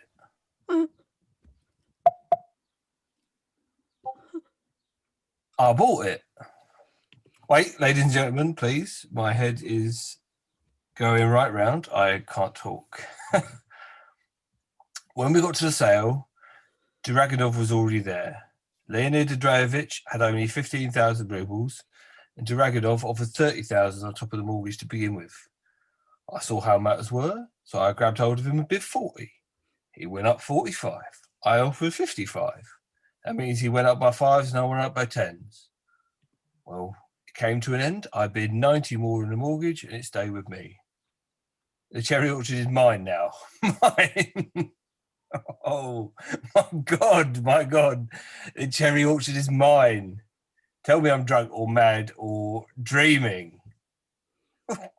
Don't laugh at me. If my father and my grandfather rose from their graves and looked at the whole affair and saw how their Ermeli, their beaten and uneducated Ermeli, who used to run barefoot in the winter, how that very Ermeli has bought an estate, which is the most beautiful thing in the world. I bought an estate where my grandfather and my father were slaves, where they weren't even allowed in the kitchen. I'm asleep. It's only a dream, an illusion. It's the fruit of imagination wrapped up in the fog of the unknown. She threw down the keys. She wanted to show she was no longer the mistress here. Well, it's all one. Eh? Musicians, play. I want to hear you. Come and look at Ermei Lofakin laying his axe to the cherry orchard. Come and look at the trees falling. We'll build villas here, and our grandsons and great-grandsons will see a new life here. Play on, music! Why then? Why didn't you take my advice? My poor, dear woman, you can't go back now. Oh, if only the whole thing was done with. If only our uneven, unhappy life was changed. She's crying. Let's go into the drawing room and leave her alone, but come on. What's that? Bandsman, play nicely. Go on, do just as I want you to. The new owner, the owner of the cherry orchard is coming. I can pay for everything. Mother, are you crying? My dear, kind, good mother, my beautiful mother, I love you. Bless you. The cherry orchard is sold. We've got it no longer. It's true. True, but don't cry, mother.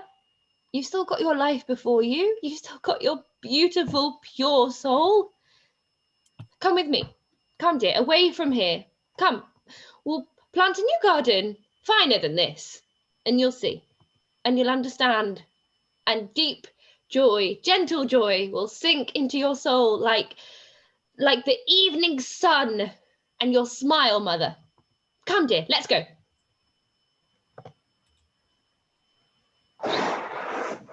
The Cherry Orchard, Act 4.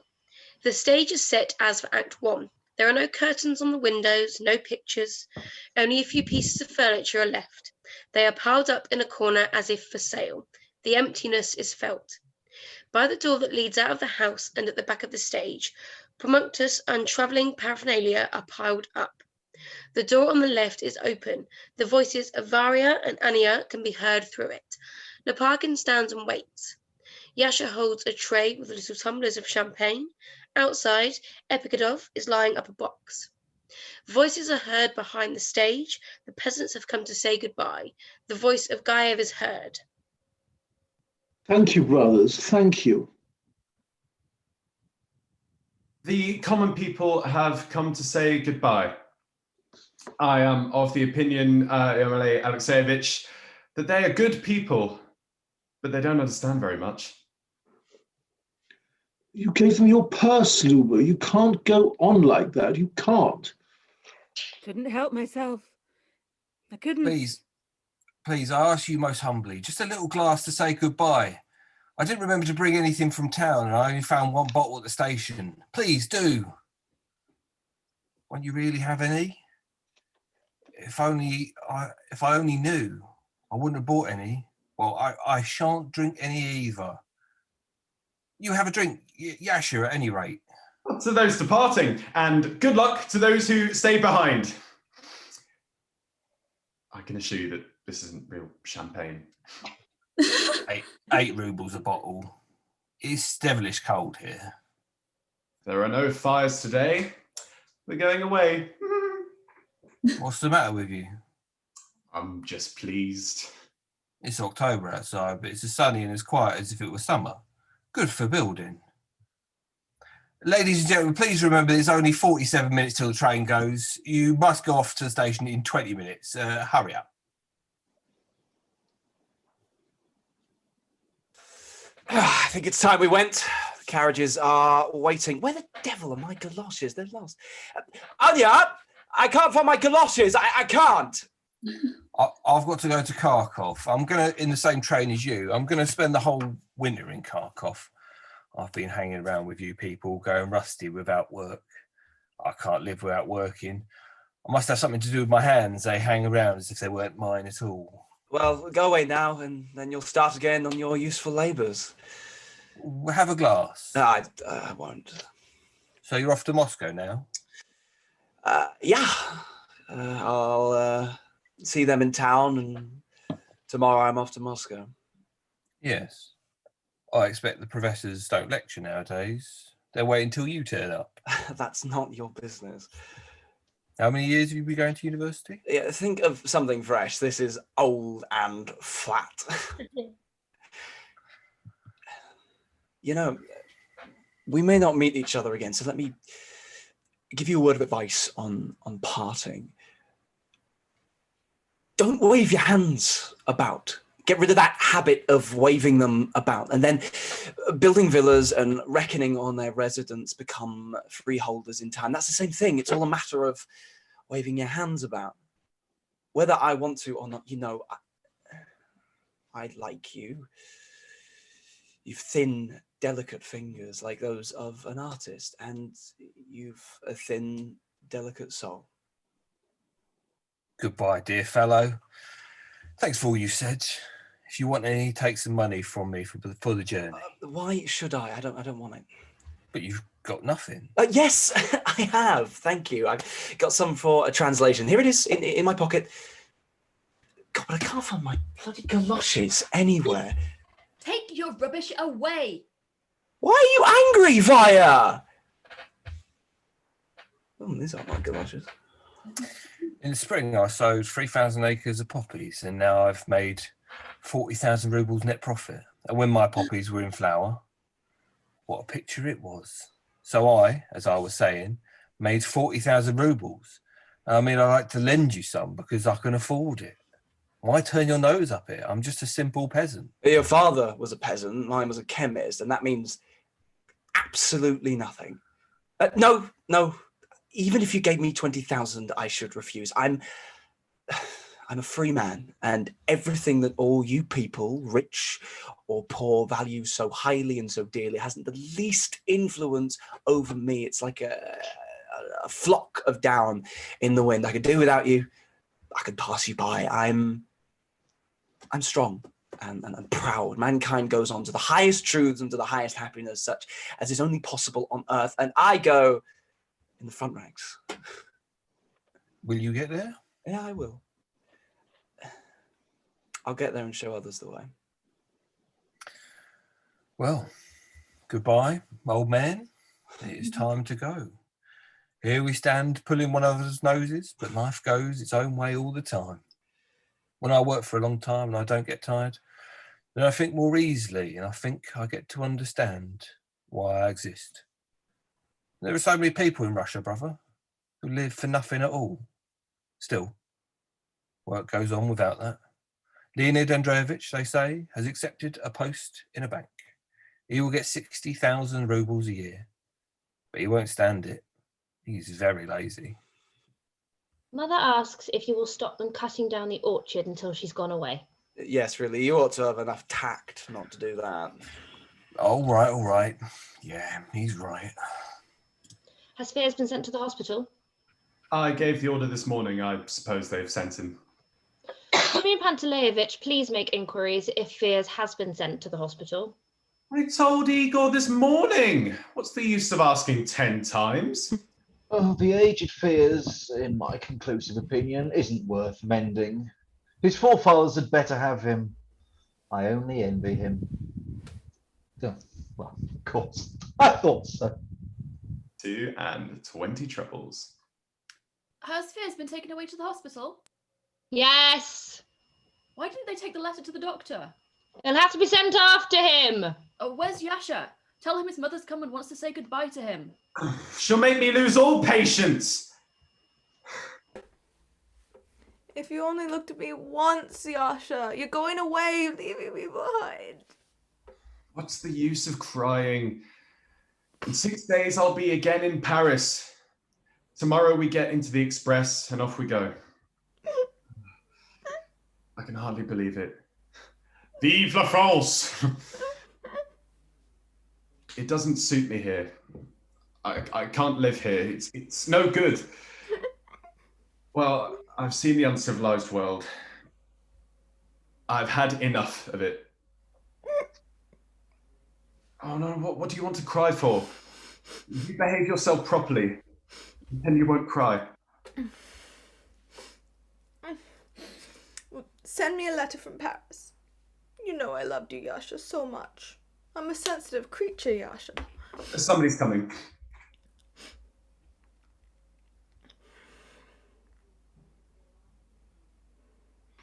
We'd better be off. There's no time left.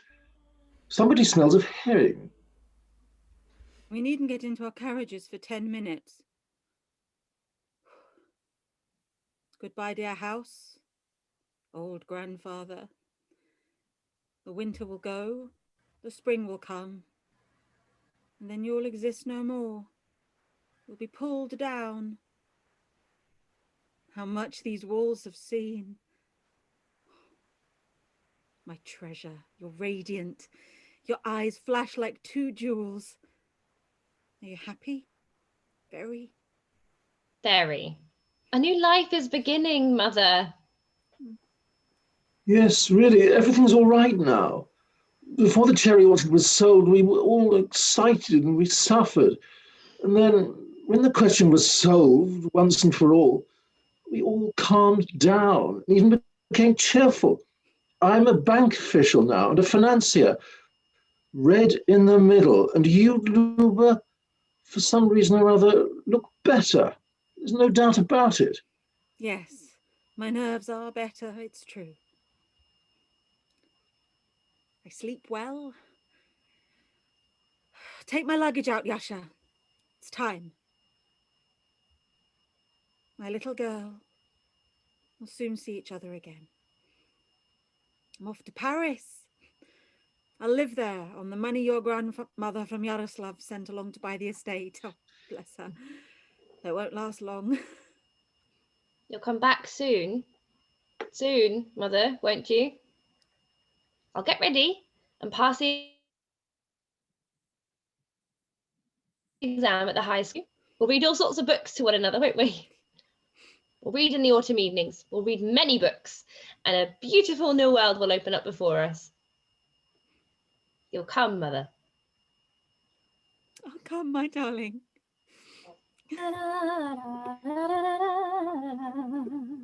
Carlotta's happy. She sings. Oh, my little baby boy.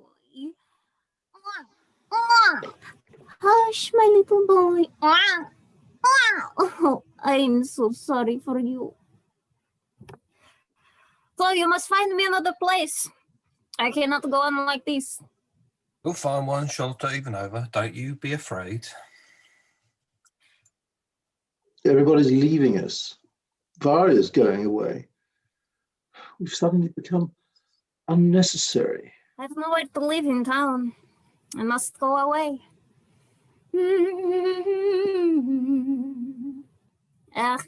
Never mind. Nature's marvel. Oh, let me get my breath back. I'm fagged out. My most honoured, give me some water. Come for money, what? I'm your humble servant, and I'm going out of the way of temptation. Oh, I haven't been here for ever so long. Dear madam. Oh, you here? Oh, glad to see you, man of immense brain. Take this. Take it. 400 rubles. That leaves 840. As if I was dreaming. Where did you get this from? Stop. It's hot. A most unexpected thing happened. Some Englishmen came along and they found some white clay on my land. Here's 400 for you. Beautiful lady. Give you the rest later. Just now, a young man in the train was saying that some great philosopher advises us all to jump off roofs. Jump, he says. And that's all. Think of that now. More water. Who were these Englishmen? I've leased off the land with the clay to them for 24 years. Now, excuse me, I have no time. I must run off. I must go to Znyoikov and to Kardamanov, and I owe them all money. Goodbye. I'll come in on Thursday. We're just off to town, and tomorrow I go abroad. What? Why to town? I see furniture, trunks.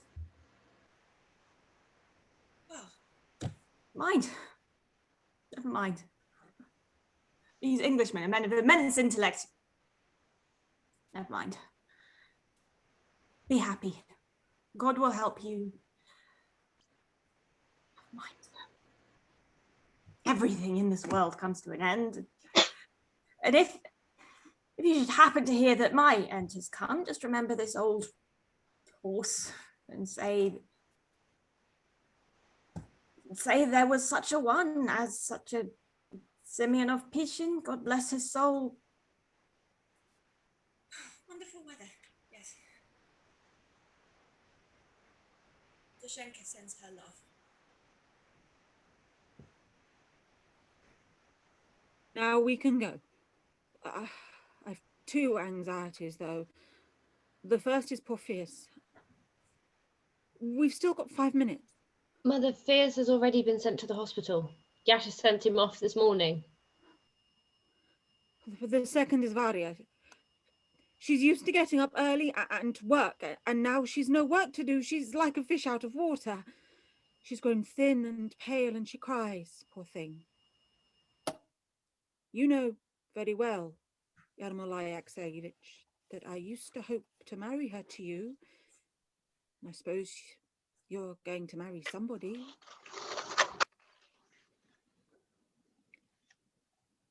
She loves you. She's your sort. And I don't understand, I really don't, why you seem to be keeping away from each other. I don't understand. To tell the truth, I don't understand it myself. It's all so strange. If there's still time, I'll be ready at once. Let's get it over once and for all. I don't feel I could ever propose to her without you. Excellent. It'll only take a minute. I'll call her. The champagne's very appropriate. They're empty. Someone's already drunk them. I call that licking it up. Excellent, excellent. We'll go out. Yasha, Ale, I'll call her in. Varia, leave that and come here. Come. Yes.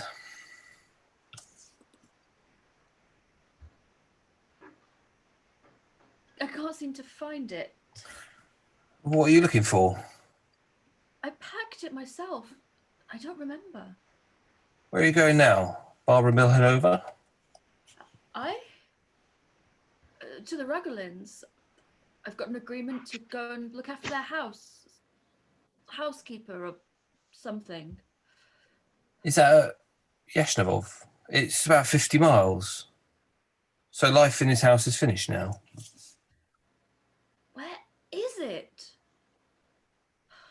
Perhaps I put it away in the trunk.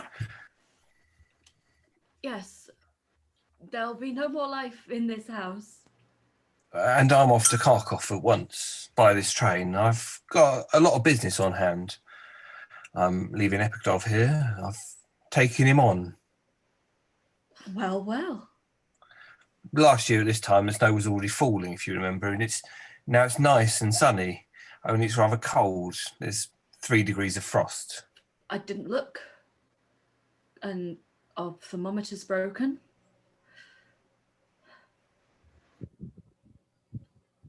Ermolai Alexeyevich. This minute.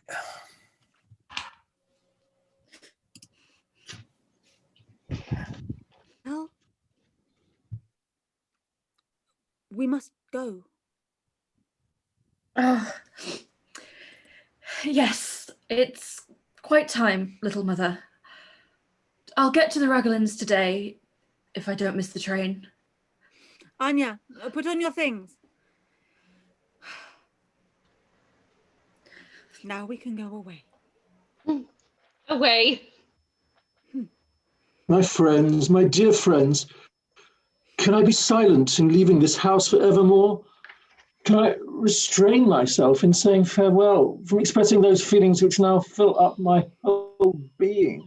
Uncle! Uncle, you shouldn't. Double into the red, into the middle. I'll be quiet. Well, it's time to be off. Epikov, get my coat. I'll sit here one more minute. It's as if I'd never really noticed what the walls and ceilings of this house were like. And now I look at them greedily and with such tender love. I remember when I was 6 years old on Trinity Sunday, I sat at this window and looked and saw my father going to church. Have all the things been taken away? Yes, all, I think.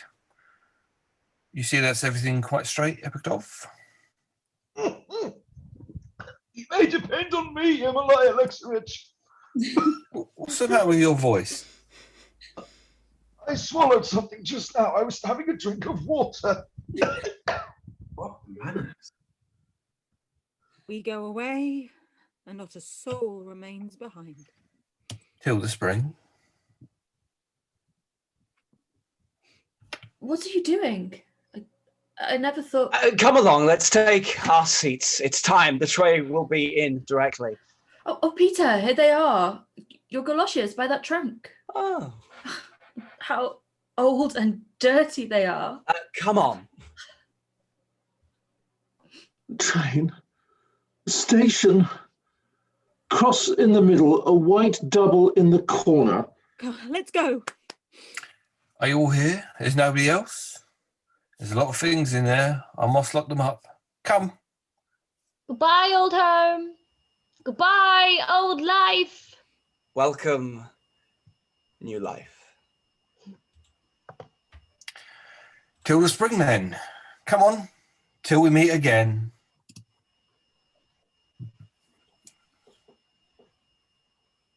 My sister, my sister. My dead, my gentle, beautiful orchard. My life, my youth, my happiness. Goodbye. Goodbye. Mother! Cooey! To look at the walls and windows for the last time. My dead mother used to like to walk about this room. My sister. My sister. Mother! We're coming!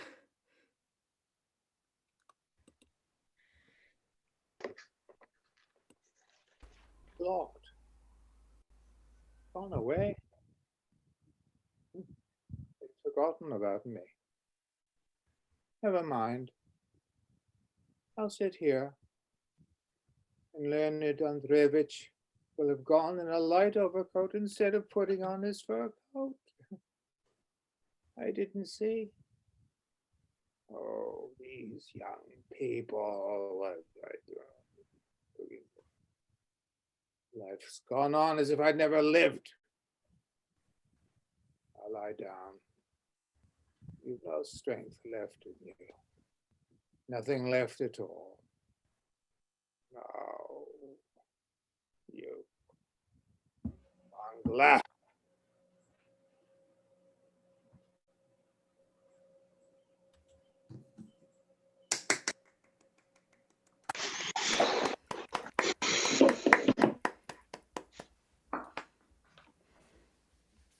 Well done, everybody. Feels like we should take a bow now, but it's a bit awkward. Oh no, fantastic. Nod of the head. Do we need, does anybody need like a little break before we jump into the discussion? Okay. No, All right. Marvellous. Okay. Whew, gosh, it was that last scene is so heavy, isn't it? It's just, it's so funny. It's extraordinary. That's the thing, like it's so heavy, but then you got like cooey, like the little Yeah. lines, like, you know, Chekhov he really breaks it up. Like you can tell he's you know, a comedian in that sense. It's technically a comedy, this play, but it's yeah, it's interesting. Fear's last line when they've forgotten him. Oh. Heartbreaking, but just the way it's so beautifully worded, like the whole, there's such a such a well crafted last little speech from that character. It's extraordinary. Right, well, we don't want to just listen to me rabbiting on for ages because we all want to chat about the play. Did anyone want to kick off with anything, or is there, or me and Abby can just be like, here's a thing to discuss, go. I'll start. I mean, I think I'd be interested, sort of, Stephen, to get your input on this, but I think Fears is probably one of the most interesting characters that Chekhov ever came up with, because, you know, on the surface he's just a bit of a bumbling, doddery old fool, but he's been part of the estate for so long, he's lived through so much and he's seen so much, and I think to have him be the final character on the stage that we see, while in the background you've got the sound of the cherry orchard being destroyed, that's really, really poignant. And I think that there are certain moments throughout the play where there's little drops of wisdom that just pop up that Piers comes out with, but I think most of it tends to just sort of get overlooked because, oh, that's just, you know, pay no attention to him, he's a silly old fool kind of thing. But it's actually, there's a lot of life experience and wisdom, I think, underneath all of that that he comes out with. That Fears is, I think very much that Fears is really connected to the house and to the orchard too. It's like symbolic. Fears is all of that. And when they leave him, then leaving the house and leaving the orchard, leaving all of the past things, but also forgetting some of the good things that were back there too that could be brought with them. Even though there were a lot of really not good things that happened in the orchard too. And they make that very clear. But also there were, like you said, the wisdom that Fears drops. That's how I saw it anyway. I like that part. Yeah, no, definitely. And as you say, Alex, like the fact that throughout the whole play, he's just seen as this old fool who's just like rambling a lot of the time. And then it's just that the play ends with him. Like it's just that last little, you know, little monologue, as it were, shows that he is quite poignant. And as you say, Hannah, the fact that he is a part of the cherry orchard, like he has a connection to that, and it is, they're leaving that behind as well as him. And it's quite a separation. And we do see that with his little sort of spiel at the end, that they're leaving me behind, they've forgotten about me. Are they going to forget about the cherry orchard? Like that kind of thing. It's kind of the only character that doesn't move on at all in any way or doesn't change in any way. And it's kind of, that's what's sort of so sad about it, when he's just sort of left abandoned. Everyone else has sort of moved on in some way. And he hasn't. Yeah. And he never has. He actually says, life has passed me by or something like that. Life's gone on as if I've never lived. Oh, yeah. a brutal line, isn't it? It's very, very, very, very impactful. I was just thinking actually, I'll be straight. This is actually a play that I wasn't super familiar with really before we picked it. I knew a couple of other Chekhov plays, but not this one.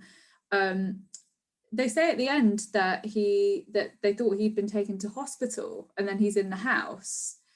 So those of you who probably have studied the play in more depth or have done it before might know sort of theories for why he's still there.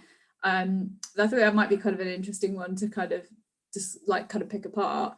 Your incompetence of the people in the house, that they think that everyone says, oh yeah, we sent him to the hospital, but no one's really checked and no one's really handled it. So they're just our bunglers. They left it for somebody else to do. Yeah, it felt very emblematic of kind of the rest of the estate and the orchard. Everyone's discussing him. Everyone's assuming somebody else has taken responsibility.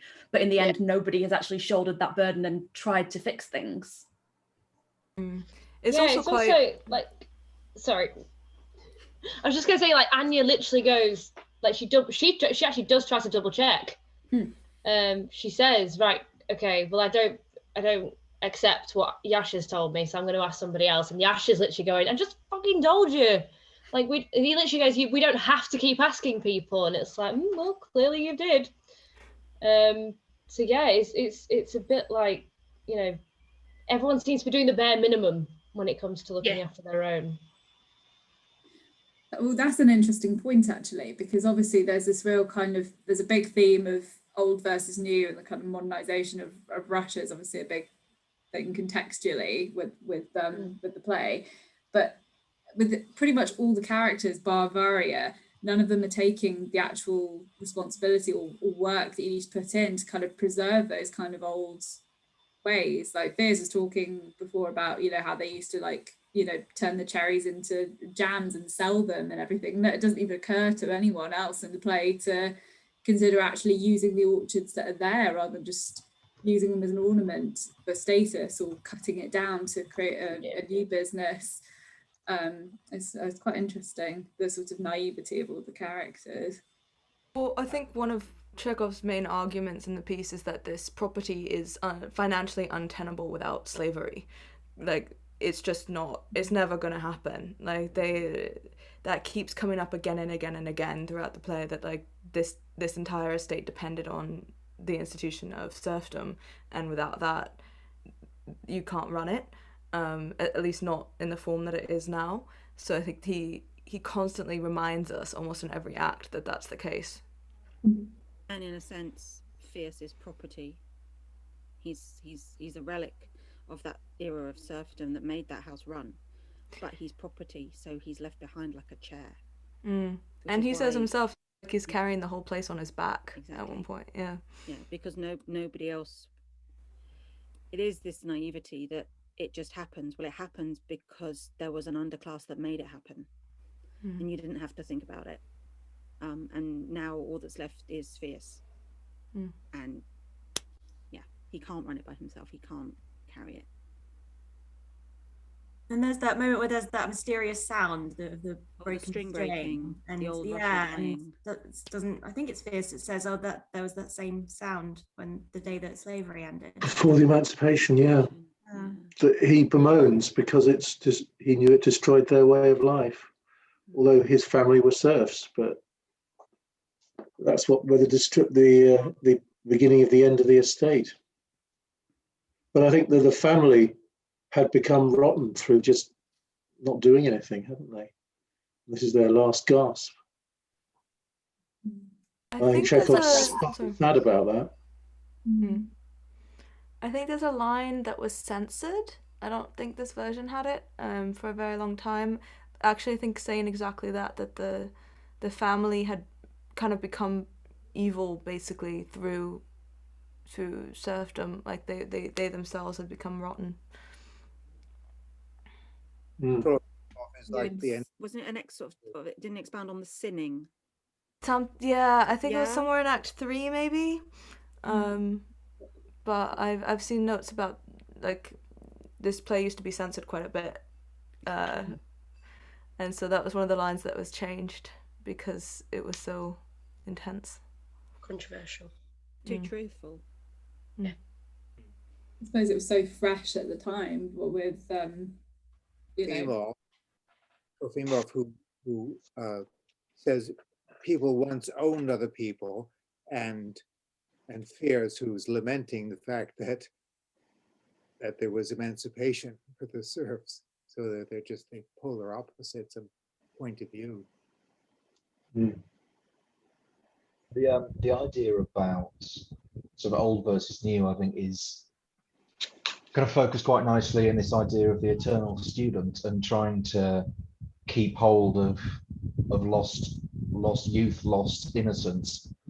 Which is why I think, say take a character like Anya, who on one level could just be seen as quite sort of sweet and innocent, but again, kind of like with the wisdom that Fierce brings, sort of that innocence that she really delivers. And but Skull, like you said, she's the only one who really wants to double check that, well, actually, how is Fierce being looked after, but is just sort of disregarded because that's the concerns of a child about an old man. That doesn't matter, even though they're all so obsessed with trying to keep hold of the past by hell or high water. I think that's what's interesting too about Charlotta, because she is really the only one who doesn't have a past. And she doesn't know who she is. She doesn't know where she came from. She doesn't know where she's going. She's just there and does tricks and is the observer of everyone else. And I think that's why I like her, because I think for me, she kind of puts everything else in perspective because she's so out of it all. Yeah, no, I completely agree with that. I was thinking about that as well in terms of Charlotta. Like you say, she's the character that hasn't got any plans. She doesn't know what she's doing. She's the singer, she's the dancer, she's the ventriloquist, she's the kind of like the relief act that I think Chekhov put in there to take away from the slightly sort of seriousness of it all. That the cherry orchard is being sold and things. That she is that kind of relief within the piece. She's quite reflective, like self-reflective as well, though. Like, she's very sharp and her humor is often very dry. I thought that was quite interesting because you often don't. I personally not come across many female comedic characters written in such a dry way, particularly from that era. It's usually male characters who kind of get the drier humor. So it's kind of fun seeing that. She's a very interesting character, actually. Having that, she's very pragmatic as well. She seems to me to be, of all of them, the one person who really does symbolize the new Russia. She hasn't got the baggage of her past. All of these people have got baggage behind them of what they were and what their expectations of their life were before the emancipation and all that. And yet Charlotta doesn't have that. She doesn't have that baggage. She just goes out and does her thing. She does her tricks, but she is, as Anna was saying, she's an observer. And to us as an audience, she's light relief. But if we strip away that wonderful, dry, observational comedy, we've got someone who has just got a wide open world in front of her with no expectation from what's been before and no expectation of what's to come. That's incredibly freeing, more so because she's a woman. Yeah, it's an interesting choice, actually, that. Very interesting. Yeah, and she seems so self-aware of the fact that she almost exists outside of this system that has driven everyone else to the place where they are, whether they're trying to hang on to that old glory, is still part of it. Even the characters who are pushing against it, they have that there to push against, whereas she just exists entirely separately of all that. And so the changes at the end don't really affect her in the same way. She's like, oh, well, I can go wherever, I can do anything. I'm not part of this, but that also means I'm not trying to run from this. Yeah. Also, I think it's interesting how, sort of looking at the context on the whole, less than 20 years later, you've got the Russian Revolution, which completely altered the entire demographic of what what the country was, what it meant to be part of that society. And I think putting the play between the emancipation and the revolution, you've got these two very, very significant changes that are happening in this world. And as you know, characters like Charlotta, you feel like they're really going to make the most of it, whereas everyone else seems so trapped in these past ideals. She's like the only one who's not only is she kind of free, but she's also not trapped in her own head. I think in the way there's a real kind of it's a the part of like the sort of the modernization of everything. I think it really reflects humans' fear of change, because we're all very scared of change, and some more than others. And she seems to be the only person who's not sort of trapped in a kind of mental spiral. Because even I suppose Trofimov, who is also arguably someone who claims to be a big part of like sort of I guess the modernization, the coming sort of tide of what will become the revolution, there's a huge amount of hypocrisy, and he's all kind of talking the talk but not really walking the walk. It's really yeah, I think I've always been fascinated with this character, and I was quite happy that this is the one I was able to play, because I think at the time that Chekhov was writing this, you have all these new ideas coming over to Europe, like he mentions in the script itself. The works of Nietzsche are becoming exceptionally prominent in Europe in the early 20th century. But much like characters like Hamlet, he's a thinker, not a doer. I think that he learns a lot and he takes a lot in, and he spouts all this kind of information about this is how this would happen, workers need to do this and this. But I think if, and obviously in the real world, when a revolution were to come, I think he'd be quite frightened.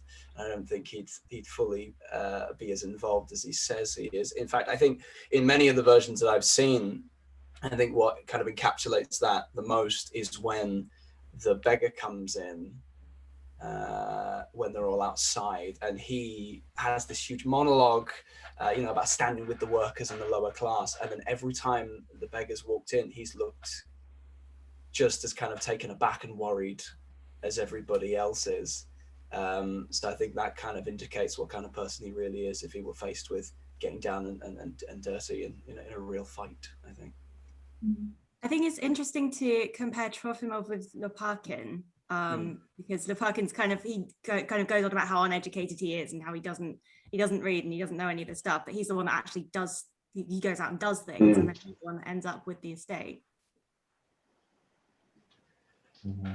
Yeah, I completely agree. I think someone can read as many books as they want and claim to be an intellectual, and therefore they're better off than people who might not have gone to university, for example. But yeah, no, there's also a different kind of intelligence. There's this kind of if you don't also learn the other parts of life, the practical stuff that you need to survive, then you're just as kind of off balance as everybody else. No amount of books will feed you, I don't think.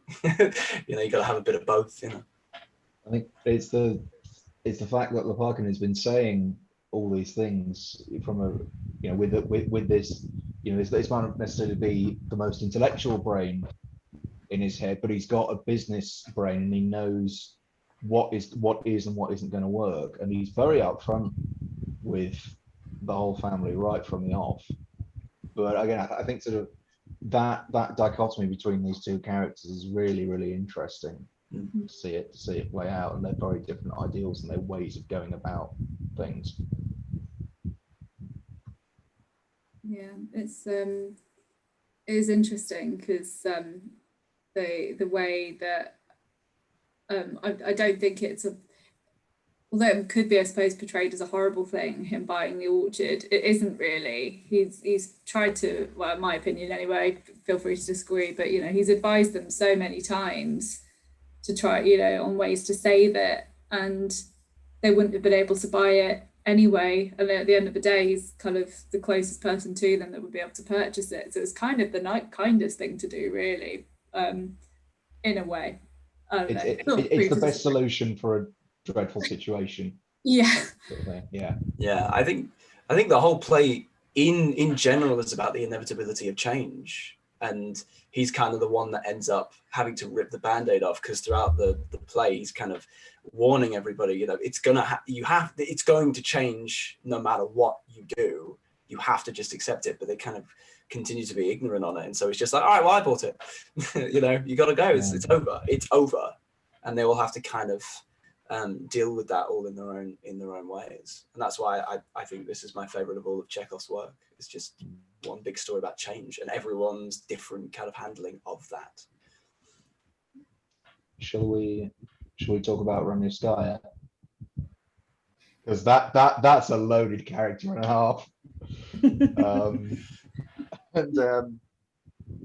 I think, I mean, yeah, I'll be completely honest. I was very happy that Charlotte was going to be playing, because I knew that it was going to be spectacular, and of course it was.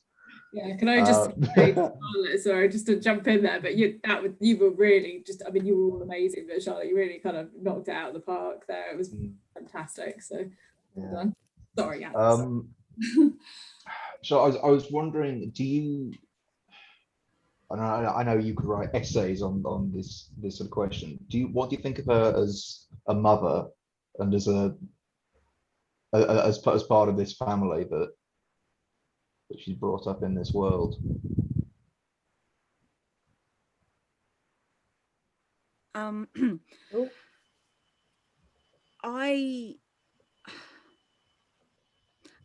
have a lot of love. First of all, caveat in place, I have a lot of love for this woman, because she's desperately trying to deal with her own cripplingly bad self-esteem and mental health, and trying to find her place in the world that's changing, and deal with it, trying to be there to deal with the practicalities of her estate, and failing.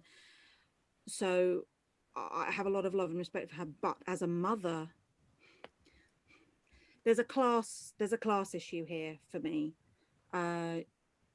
She loves Anya and Varya. I know Varya's in a really weird position within the family unit. But you are. But there's a disconnect for me. It's playing at being a mother. The love may be real, but I think if things got really difficult for either of them, she wouldn't know how to handle it, because she's never had to.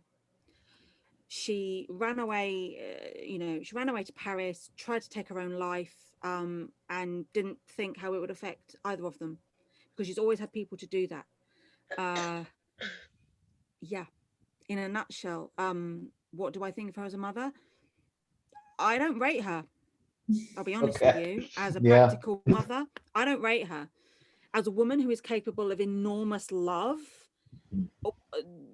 sort of real saga levels of love, yeah, she's got all that going on. But how sustainable is that? How truthful, in that all-encompassing sense of the word, is that? You know, would she really be there if Anya and Varya really needed her, or would she just crumble with the emotion of it all? How much are we talking about play acting a role? She reminds me of Moira Rose at the beginning of Schitt's Creek. You know what I mean? Like rich, had children, but doesn't know anything about them. Yeah. Doesn't see them, doesn't even know when they're in trouble. They sort of bail each other out. And it isn't until a bit similar to Moira, in the sense that like the big financial thing hits the family, and suddenly she's forced to be a mum, and she's forced to sort of help her children out. And even then, the children are still taking on some level of responsibility that, in a, use the word normal very loosely here, but in a normal family, the parents would presumably take control and be the adults in the situation. But I feel like Varya and Anya, especially Varya, have had to grow up very quickly because of the lack of parenting in their lives. I mean, even at the end, she's chucking her money away. She doesn't have any. that about? Still throwing her money away at people. She's got to be seen as Lady Bountiful. She doesn't know what to do, and they asked, you know. Yeah. Well, yeah. I mean, and 10 weeks ago I had it, so why would I not give it to them? And yeah, I think it's like when you're a kid. Old habits die hard. It's like when you're a kid and your grandparents give you like a pound coin or like $1 or something, and it's like, you know, you go and you look after that, and then you're like, with my pound I will buy this and I will buy that, and it's like it only goes once. Yeah, once it's gone, it's gone. Yeah, I feel like she doesn't understand. I also feel like she's never really been she's never had to learn to be responsible with money. She's never really had to learn the value of money because she's always had it, whether that's a family thing or I think it comes down to class again. It's class. Yeah. It's class thing. They grow up not having to strive, and it was all there for them, and now it's not, and they don't know how to deal with it. And along comes Lepakin, who is a practical man who does strive and gets everything. So I think it comes down to class. And also there's a credit, there's the idea of like, she can just, people will wait because it's their family, and it's like they'll wait to be paid, and they'll wait for this because it's you. It's like people who are very, very wealthy and famous tend to get a lot of stuff for free. And it's kind of it's sort of that when you've got it, sort of wealth begets wealth, class status begets status and favors.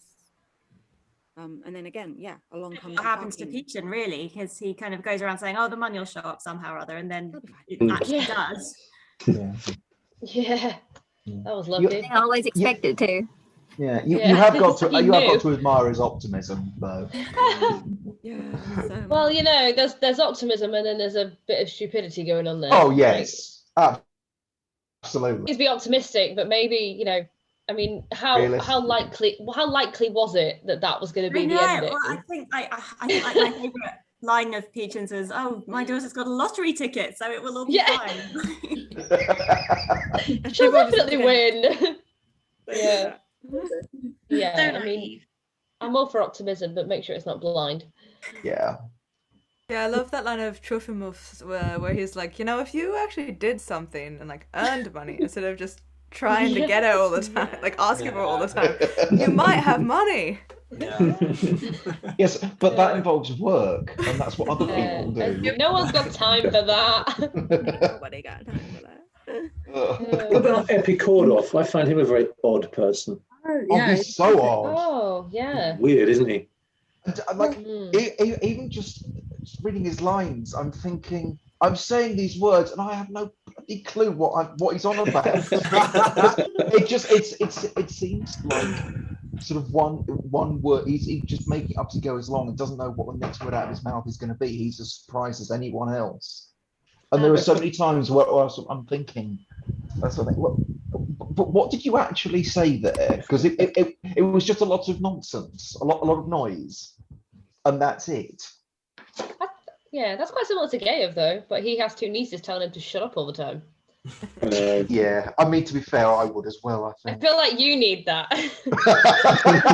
Yeah, you need someone just there going, yeah. I mean, your character, Alex, not you. Yeah. I think your character needed some people. Well, I feel like your character just needed someone very blunt. And I feel like Trofimov, I feel like would do that. Yeah. Just be like, can you just... Then he does it too. He speaks very fanciful. And I think for some people it's like, oh, he's so clever. And then other people it's like, fuck off. I suppose it depends on who they're interacting with. Most of the time Charlotta just gets up and leaves. Like, I'm done. No, I love that. How freeing is that? Forget it. Isn't that literally one of her lines? One of her lines is, I'm done. I'm done. I'm done. I leave now. Yeah, I have no interest in your conversation. I never did. Yeah, don't even live here. This isn't even my baby. Yeah, no. I love Charlotte though. I just think I feel like she's high all the time. I don't know. I just got that. I know she's not, but I just got the sense that this family have no idea there's some weed out the back. With that family, though, wouldn't you be? I mean, Oh yeah, exactly. I just feel like she's like this person that just wanders through, and everyone just sort of watches her and then goes, okay, anyway, and then just carries on with the conversation. They just accept that she's there and just don't pay attention. Yeah. I think she's brilliant. Great character. There was something, I actually know this play rather well, but I had never clocked something which I did this time, which was the scene where Charlotta she's cleaning her rifle, and Jeppe Kudolf is kind of being like, I'm just gonna kill myself, and he's like, I've got my pistol, I'm just gonna kill myself, which is this might be a spoiler for people who don't know the other main plays of Chekhov that well, but hey, it's a really old spoiler. But in most of the plays of Chekhov, like the last act involves like attempted suicide or a duel or something. Like there's a gun that's kind of referenced early on in the play, and then it comes back at the end and someone dies or attempts suicide. And so I really found it so funny that like these two kind of comic relief characters both do the whole thing where they're like, one's got a rifle, the other one's got a pistol, keeps talking about killing himself, and then nothing comes of that. He was just like, it's almost like Chekhov kind of being very self-referential there, just being like, haha, I brought out the guns, guys, but they didn't do anything with them this time. I don't always kill them off. that fooled me, because I've never read any Chekhov, and the only thing I know about Chekhov is Chekhov's gun. So as soon as a gun came out, I was like, well, I know where this is heading. Know where this is going. And then didn't. I was like, that's a bit of a disappointment. Yeah. But it's kind of Yasha, though, isn't it? It's kind of like everything he aspires to is a bit of a disappointment in a weird way. I feel like Fedorov is a bit of just a disappointment in life as well. He hasn't really got that many sort of grand ambitions or aspirations, and when things go wrong, he just sort of accepts it. Like even in the last scene where he's moving boxes around and he squashes a hat box, it's like, oh well, of course that's going to happen. Yeah. But I feel like there's always some interesting parallels to be drawn with Jeppe Kudolf and Trofimov, because they're both very much, they just kind of spout a lot of nonsense. They have lofty claims, but there's a lot of inaction. The only difference is Trofimov can dress his up in the speech of academia and in this educated way, whereas Jeppe Kudolf is just happy to spout his nonsense and nobody really pays attention to it. Yeah, absolutely. Apart from Anya. Apart from Anya. She's a sweet girl. Anya's like, take me now.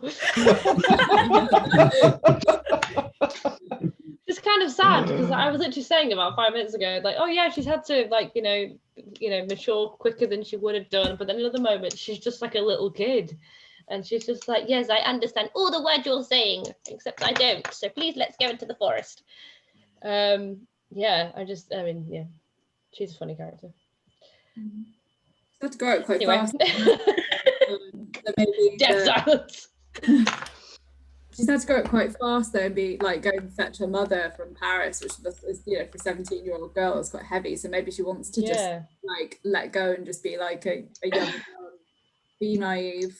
The impression I got is, it's also like, I think she says very early on that when she found her mother, she was in a room with lots of men and women and a questionable environment, let's say.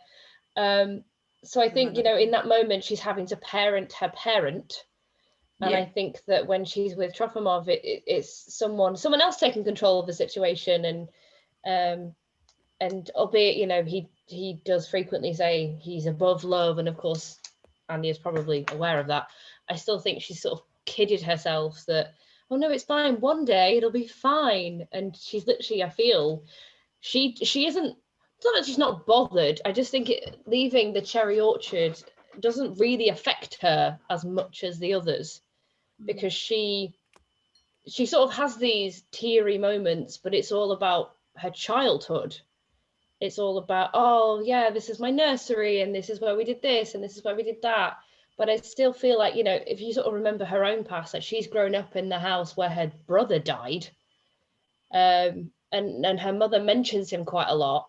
So obviously it feels like her brother's been sort of immortalised in sort of a shrine to him, that when Trophimoff, I have to keep looking at the name before I say it. Yeah. You have to find Edward and be like, where's his screen gone? Trophimoff, when he comes along, I keep going, hang on a minute, where's it gone? I had to do that for my intro. I was like, and I'm playing, where am I? I've written it down somewhere. God, yeah, I'm so smart. I'm playing the smart one. Yeah, so obviously when she's in this house and when Trophimoff comes along, and you know, there's that sort of that vision of, oh, I can't, oh, I'm gonna leave, and she literally goes, I'm gonna leave, I swear I'm gonna leave. And I feel like while she's still emotionally attached to her mother and certainly emotionally attached to the house, I still feel like Trophimoff is her bid for freedom. And I think that she's so caught up in that she's sort of forgetting the fact that he doesn't love her, or at least is claiming not to have loved her. But yeah, I think Anya's very much one person in one scene and another person later on in the scene. She's not even waiting for the next day. She's just coming back in about 3 lines later and becoming a adult as opposed to being a child. It's just very, I think it's quite sad for her, because also she's younger than Varia, so Varia's had to take on a certain level of responsibility, but Varia's not there, so Anya's had to sort of take over for a bit. And I feel like as the younger sibling, she's not used to that. I can't relate, I'm the older sibling, but yeah, sad. Do you think Trophimoff, Edward, as Trophimoff, do you think Trophimoff loves Anya, or what's going on there? Yeah, we were talking about. Yeah, what is going on there? Well, let me. Yeah, Trophimoff. So I think that he's very. I think in his own way, because we were talking about naivety, but I don't know. I think he's quite young as well, and I think he always strikes me when I read the character. When I've seen it performed, he strikes me as this guy that reads a lot of information and a lot of books and a lot of this and a lot of that, and so he believes those things kind of verbatim. They're gospel. He kind of takes something and then regurgitates it out and says that's the way life is because this philosopher said it and Sophocles once said blah blah blah blah blah. So I do think that eventually, because I think maybe deep inside, yes, he has this connection with her. And he doesn't want to use that word, but I do think that he too has some growing to do, and so I do think that yes, someday he will use that word, just not yet. I have a question about Trophimoff, and I think that this is obviously open to interpretation because I don't think it's ever really said. I think Charlotte, I can't even pronounce your character's name. Your character, my mother. I think she says it. Where so do you think that he's sort of distancing himself from Anya by sort of putting education and intelligence between them as a way of hiding the fact that he may not be interested in women? I got that as well, because I got that impression, because when you two were having that fight, I think I can't remember what the exact word was, but queer, where she called you queer, and obviously the word means something different now than what it did back then. Obviously queer back then I think just meant a bit odd, but but it, do you know, is it like a double entendre or is it just not, and that's just what it was back then? Or do you think that maybe that's what's going on? You know, maybe he's being near Anya enough to let people think that he's into women, but actually he'd never go there, and that's why there's always this intelligence blockade between the two of them, because that's the impression I got. Yeah, it's a good question, and I think regardless of what the answer might be, I do think that yes, I think the intelligence and masquerading his words with kind of lyrical language is a tactic to hide something, whether or not it's because he does love her or that he loves her, but not in the way that would make her happy, and it's not. Like perhaps he himself is confused, and he you know, as I said again, I think he too has some growing to do. He's quite naive. He's learning more about himself. He's still a student. He said he'll always be a student. So I think that means he's always open to learning about not only other things, but himself. And so I do think that he's at this particular period in his life where, yes, perhaps he's confused, but he doesn't quite know what he's confused about. He struck me as just emotionally immature. Yes, maybe. Yeah. And the perpetual student who doesn't really engage with life. He's studying and learning all the time, but he's not doing anything. He's full of thought ideas. really, from Truffle Love and Anya, I really got the your I'm 16 going on 17 vibe from The Sound of Music very much. Yes. Yeah. Oh, I like that. If it helps anyone, and Connie, you'll probably know this quite well, in the Frame translation, which is really old now, she says, you're still a schoolboy, you're still a fifth former. And she goes on to call, she says, you're just a prig, a freak, a monster. So this comes down to translation and transliteration again, how we interpret a text. Yeah. I've got a lot of A-level theatre studies, man. I've got a lot of notes. I've got a lot of notes about him being unstable and needing an audience and needing I can see that, to grow up. So exactly what Tim was saying about him needing to grow up a lot and finding or being afraid to step out of academia, because at least in academia you don't have to really grow up. You can just carry on being at university and you'd have to deal with love, and you can pretend that you're above love, because being in love is messy and nasty and you might get hurt. Whereas if you read it in a book, that's okay. I have my books and my poetry to protect me. In academia, most of the time there's always a right answer. Or obviously an everything explanation. There's always, if you were to say something, it's kind of like, the way the Bible can be twisted. In fact, any religious book can be twisted to fit an ideology depending on what passage you use. That can be said for any form of academia. One philosopher can support your theory with one quote, but the same philosopher can support an opposing theory with a different quote. So depends on your audience and how you spin it. It's really funny you brought up the Bible, because I just checked. I have the Senelec translation, and so I checked the same line to see what. And so he says, he has to say, "And there's no purity in you. You're simply a Puritan," which I think is hilarious. You're no more pure than I am. You're a prig. There you go. But I did find that the Bible. Like, he really likes rules, and he likes imposing them on other people. There you go. But that's quite something, actually, to actually just label him in that way. You're a Puritan. I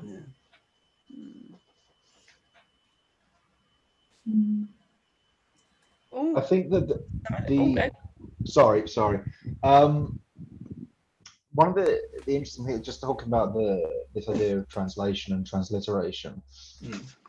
I think one of the reasons why and I know that people have been arguing about this since it was written, about whether it's a tragedy or a comedy or something else entirely. I think quite a lot of that does often come down to preference and to what translation you're looking at, because I suspect there are certain lines and certain phrases that in the original Russian would have a very particular meaning that is somewhat lost on, say, a British, or at the very least a Western European audience.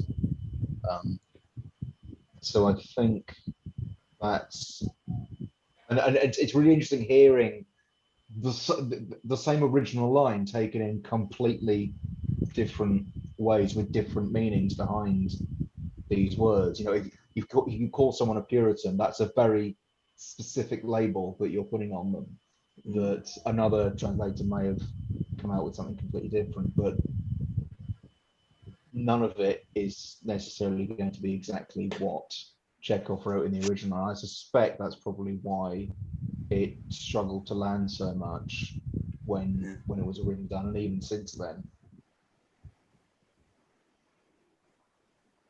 No, definitely. Like, I was just sort of looking at beforehand, I was looking at sort of the history of him, and there's as you said, there's a lot to say about it, and even at one point, sort of going back to one of the original points that we mentioned, and the reason why I say it was so difficult to get that audience was the whole slavery issue, the fact that Chekhov himself was basically put into slavery.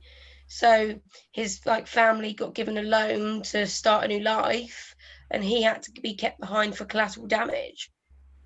So, you know, it shows that it was a massive part of his life, and I think that it shows in his pieces.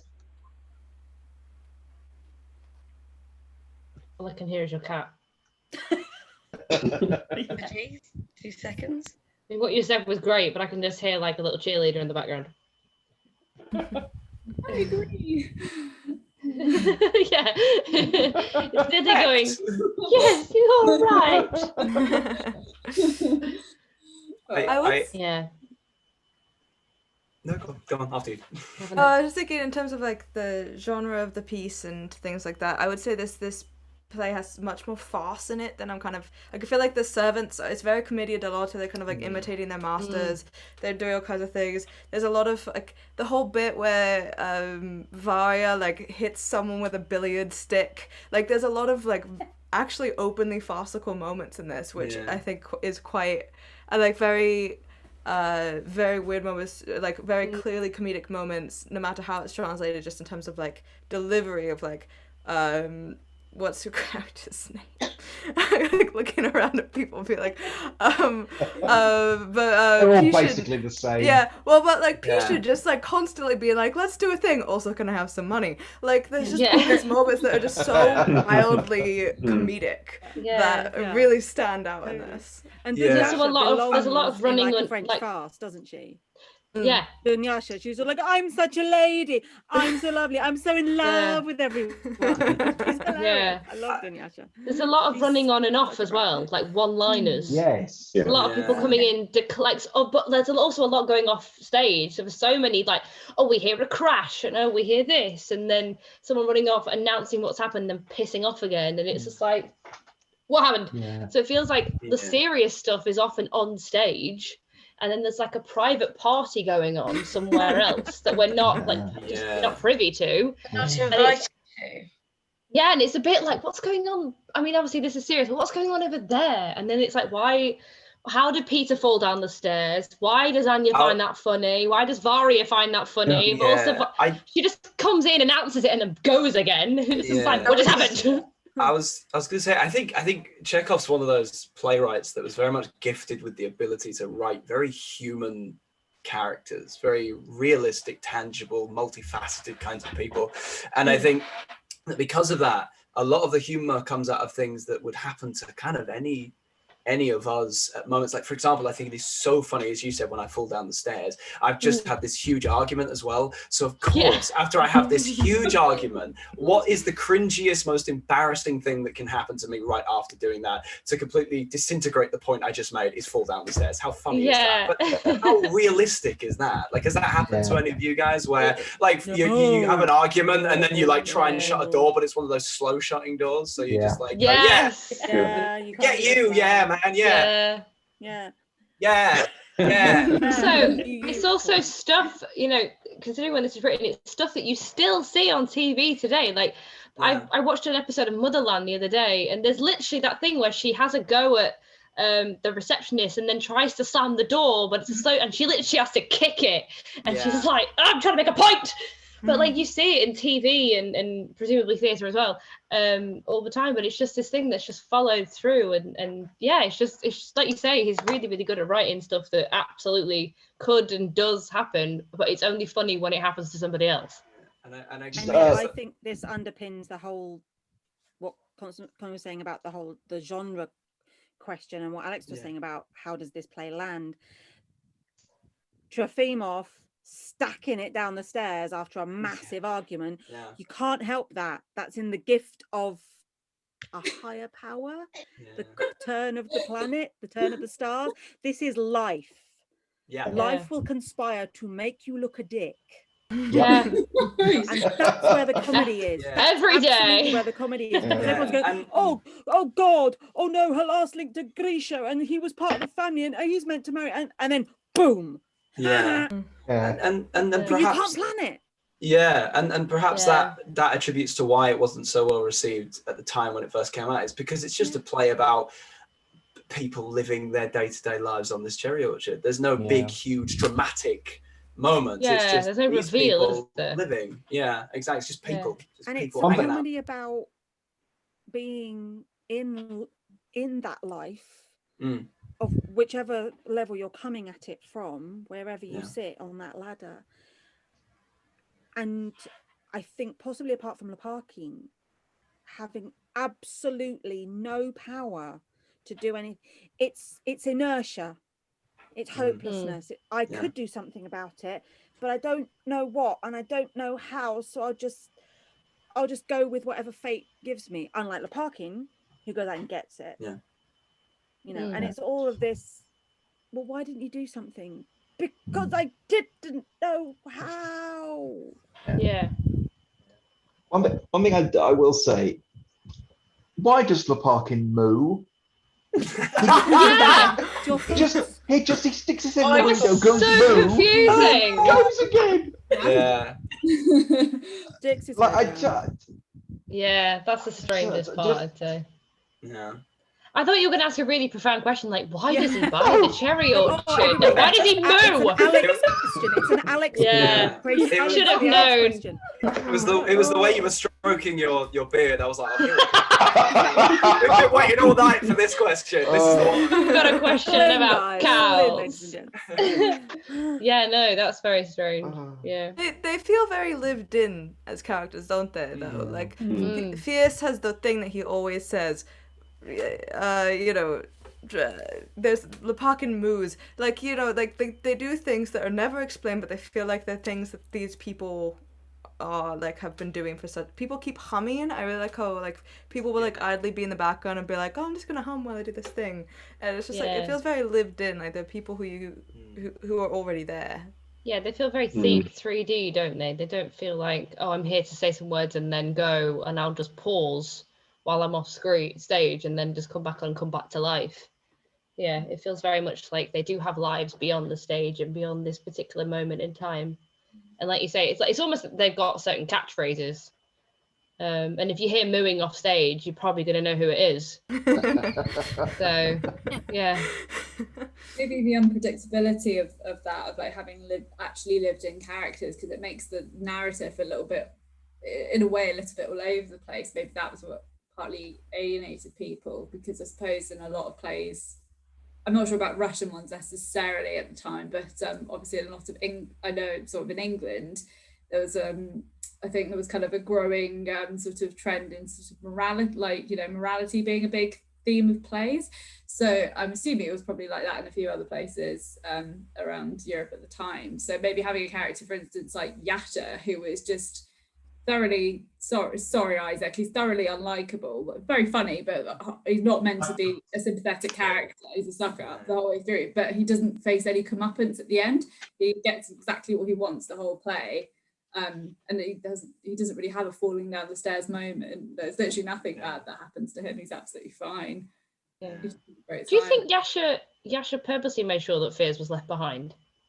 Oh, Jesus! I'm just asking, just because you know, it's Yasha that keeps going. No, he's gone. He's gone. Stop asking. He's gone. And I'm just wondering, maybe he lied.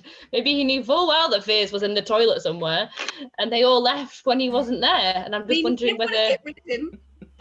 Yeah, he kept saying, didn't he? Yeah, maybe he just wanted everyone to like shut up and just stop fussing about it. Yeah. Oh, blimey. The cupboard. Yeah, it's fine. You know? Shush now. I mean, are we sure this is like that's using the word comedy very lightly indeed? Yeah, I don't know, but maybe Yasha's like the app. Maybe Yasha was the mastermind, and he's been stealing the money to make sure they're poor. I don't know.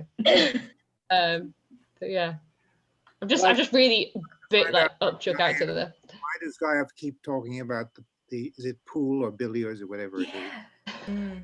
Always, his life's so uninteresting that you have to keep thinking of this game. Is that it? I don't know. It's a focus because he knows where he is on a pool table or a billiard table or whatever it is. Yeah, everything else is out of control. I think can't cope. Yeah. But also, it's that class thing again, isn't it? All he's got to focus on is how good he is or not at pool. Yeah. Billiards. Yeah. He doesn't There's have to nothing more know to him. anything. Yeah, Just- maybe he can hear people. He just has selective hearing. It's a thing, and you know, maybe. I mean, Fears has been around for so long now. He's probably seen it all, and like everyone's been saying about the whole change thing, maybe the idea of this massive change is just sort of, what's the word?